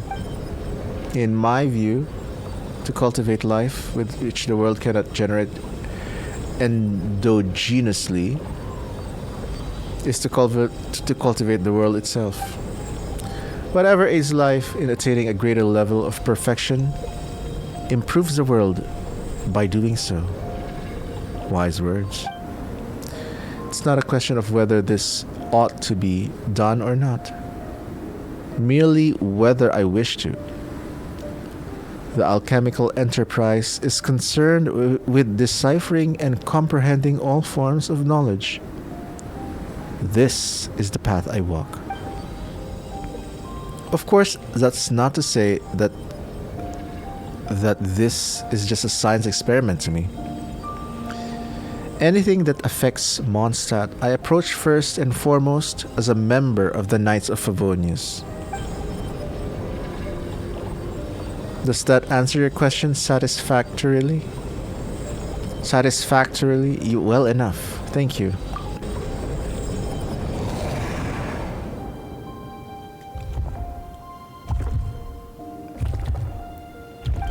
He stole the heart. Looks like a golden energy has encased the dragon's heart. The whole heart would be too big. I don't need that much. Instead, I've just removed the core. The rest will soon lose its vitality completely. This time, Durin's body should finally die for good. Wait, but in that case, what's gonna happen to the fake Hertha? And what about the people who fell under Durin's influence? The Knights will keep an eye on them, but as far as I'm concerned, eliminating Durin's influence on the citizenry and creating a new Durin through alchemy are one and the same thing. Armed with this heart, I'll be able to complete the alchemical array and deal with all these issues in one go. So, Mini Durin is the answer.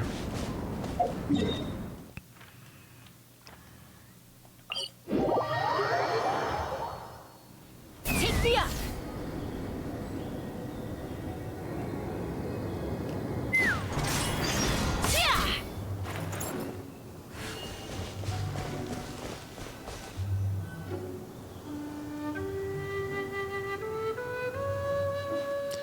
Let's call it a day here. Thank you for accompanying me. Pleasure! We sure learned a lot. Mondstadt's a lively place during the Windbloom Festival. You should take a look around and pick out some nice souvenirs for yourself. Oh yeah, the festival! Wonder who the Windbloom star is gonna be this time. Well, we've been too busy dealing with this situation the entire time. Who else would be free to work during the Windbloom Festival?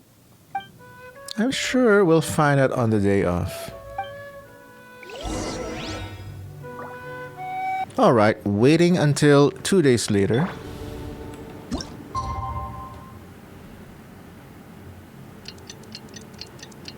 Very nice that they added this quality of life. Much easier. A minor update, but a major comfort. The Windbloom Festival is about to begin! Let's go check it out! It's time to have fun and have some dandelion wine. I'm the survival expert of the adventure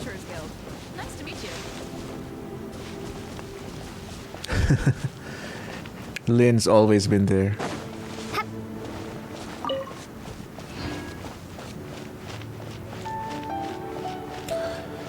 This is so beautiful.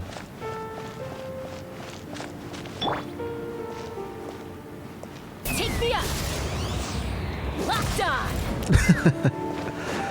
Okay, Chaska is no good at killing Timmy's birds. Noted. I guess maybe unless her burst is used. Welcome to Mondstadt. Hello.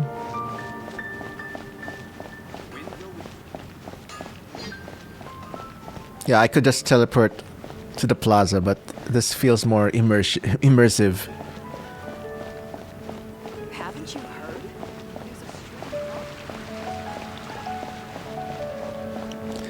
Climbing the city walls like a common thief.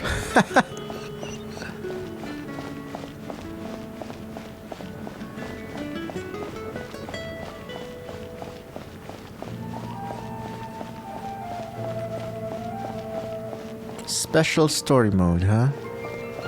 Hello, Sansa.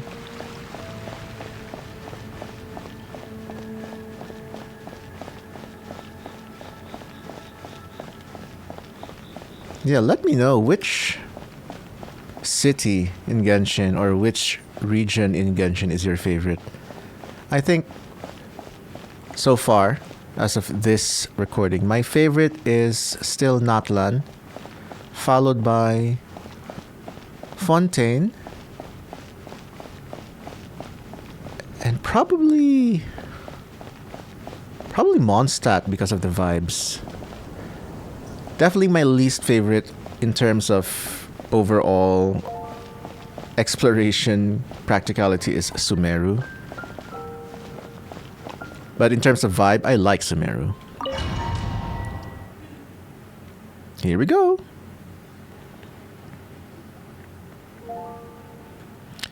As you all know, during this year's Windbloom Festival, the people of Mondstadt have banded together to defeat several waves of monsters that tried to invade our city. Accordingly, we would like to award the title of Windbloom Star to someone who made an outstanding contribution to the defense operation.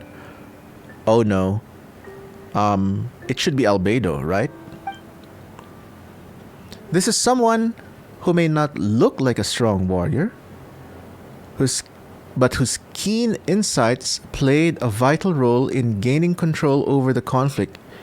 His words, yes! Oh my goodness! Oh my goodness! Venti being recognized? It's about time. Being recognized just as Venti. His words and songs always have a way of lifting people's spirits, and they were a great support to us all. This is very sneaky of Jean, recognizing the achievements and the actions of the Animo Archon without calling him the Animo Archon. Let us give a round of applause to this year's Windbloom Star, Venti the Bard. Oh, look at him, so shy. Wow! Amazing! Venti! Oh my goodness, this is making me so happy for Venti. Huh? No way! You're really gonna pick me? Yes, why not? Why not? You're the perfect person for the job. Alright. Does that mean I get unlimited free drinks at the tavern? I'm sure they'll be more than happy to support this year's Windbloom Star. If you'd like, you can even take a drink while you give your acceptance speech to the crowd. In that case, instead of a speech, how about a song? Yes. Everyone! The best bard in the land is about to begin his performance! So don't go away! Gather round and lend me your ears! Oh, are we in for a cutscene? Cutscene time? My goodness, yes.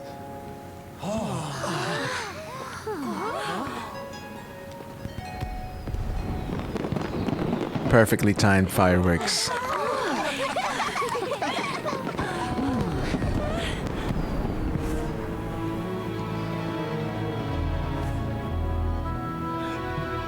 There he is. The genius alchemist himself. I hereby exercise the prayer of formation. Uh-oh.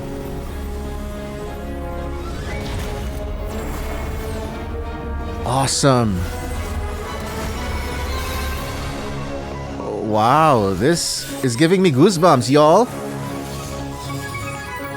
Whoa! Ubiquitous earth, flowing water, refining earth, refining fire, fortifying wind. Amber, Noel, Lisa and Sucrose, and Timaeus too. Traverse the 18th, worldly, and 20th passage. Oh, Rosaria. And Fischl and Mona. Oh my god, besties. I love him. Emergent soul, enter the mortal realm. Elevate festering flesh into sacred blood and bone. O sages, witness my grand endeavor.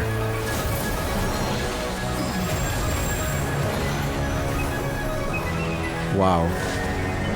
Uh-oh.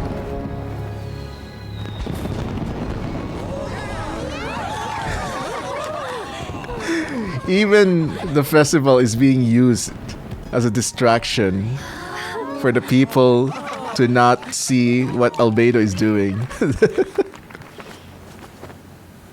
How was it? Not bad, right?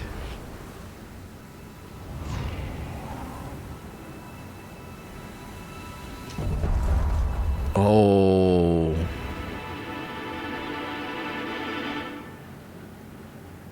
Welcome home, Durin. Albedo, how did everything go?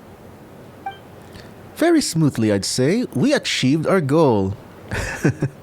Yeah, that is genius. Using the entire festival's fireworks as a distraction, and the noise of the alchemical process probably can be also mistaken just to be fireworks, so people are none the wiser. Really? So Mini Durin looks like a human now? When can we meet him? Correct. However, his newly formed body is still stabilizing. We should give him some more time. Incredible work, Albedo. I graciously accept the compliment. It really is rather remarkable what we've accomplished. So, how do you feel right now? I feel like a big brother. Quite good.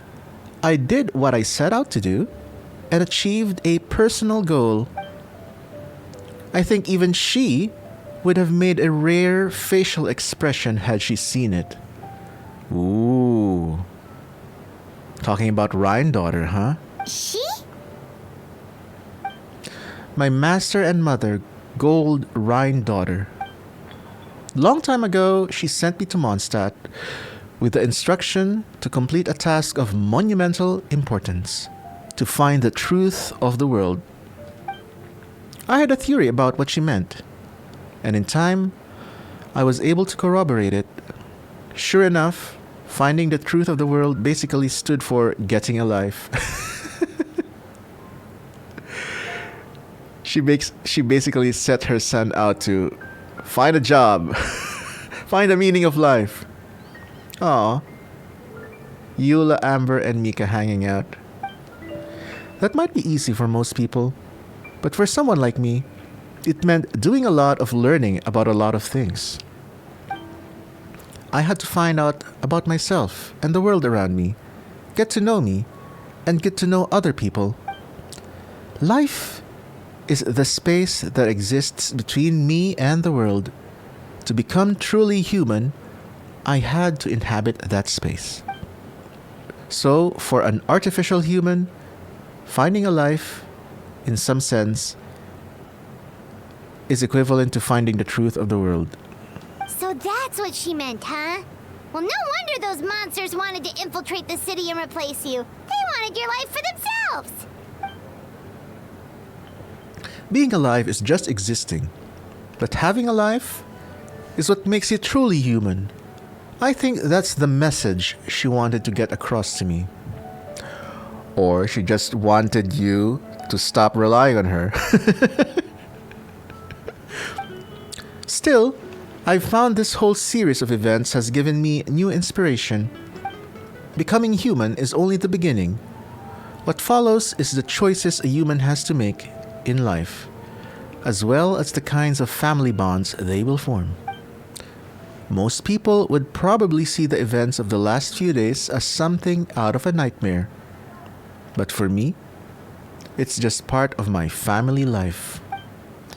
I fear that the carefree existence of my brother has enjoyed this far will now come to an end. Just like me, he will have to step into the world and face the same constraints as everyone else. Yeah, except with dragon wings. You've got an unusual family, that's for sure. Well, I suppose we get it from our mother. She's highly unusual. There are all kinds of families in the world. Some base their life around the family store, others around the farm. In my family, I suppose we tend to the flower beds. And now I'm a gardener too. As long as you feel like you've gained something from the experience. Master never showed her face. But if the Hexen Circle knows what I've done, that means she knows as well and gave her approval. Wow. Best mother, huh? Since devouring Nabirius, it would seem she has finally found a modicum of peace. You can say that. She devoured a shade of Tivat. I mean, as we've seen in the trailer. And if so, then I am truly happy for her.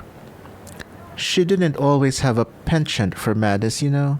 Devouring Nabarius? What's Nabarius? Oh, Paimon. It's the name of the ruler of life. What? He just casually drops a massive lore bomb like that. Aunt Alice told me about it not too long ago, but it came to no surprise. I knew Master would do it sooner or later. As for the ruler of life, all I truly know is this. Nabirius is not gone. Instead, because of Master's actions, she and Nabirius are now one. In any case, thank you so much for your help during this ordeal and for choosing to stand by my side through it all. Of course, that's what friends are for. Paimon took the words right out of my mouth. Hearing you say that means more than I can say. I'll make sure to pass along the sentiment when I report back to Master Jean. Oh, so you're heading back to headquarters? Well, good luck with the report. Thank you. I'll get going. Bye. Wow, this Windbloom Festival turned out to be a special one. It feels like we really made a difference. Oh, Paimon almost forgot. If the Windbloom star has already been chosen, what is this year's Windbloom gonna be? Wanna take a guess? Hey. Venti, you're back. Well, I couldn't keep my two dear friends in the dark about this year's Windbloom, now could I? What do you think of the Cecilia? It's quite fitting. It's your ascension material, after all. The true feelings of the prodigal son. A sentiment as sweet and warm as a gentle spring breeze. Perfect for the season. Traveler, give me your hand. Huh? The mages are very pleased that you and Albedo managed to pass their trial. Albedo received the materials he sought, so you deserve something in return as well. Money? The Hexen Circle wants you to have this. It contains something entirely one of a kind, a secret of sorts. When the time is right, it will reveal itself to you. So no need to open it right away. Oh my goodness, the cliffhangers and the teases. Wow. Love it. It's been a mystery all in one. The mages sure love their secrets, huh? According to the sender, you are probably the only person who could make use of something like this. So I suppose it belongs with you. All right. Thanks. Very mysterious, but also very curious. Well, all I did was deliver it. Although, I did go to great lengths during this whole ordeal. I suppose a reward for my efforts wouldn't be out of the question. Oh, Venti, come on. You've helped a lot, Venti. How about we treat you to a drink? What? Paimon being sensible? Really? Oh, I'll hold you to that, you know. No going back on your word. Absolutely. Of course, Dad. Let's go to the tavern right now. Music to my ears. Oh, I'm so happy I could fly. Oh, it's like this festival was made for me or something. Duh.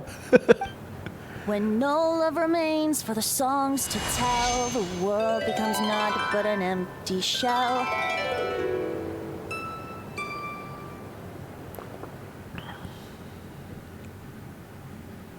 Very nice. Cruel is said fate, cruel it may be, were it not for a hero who could set us all free.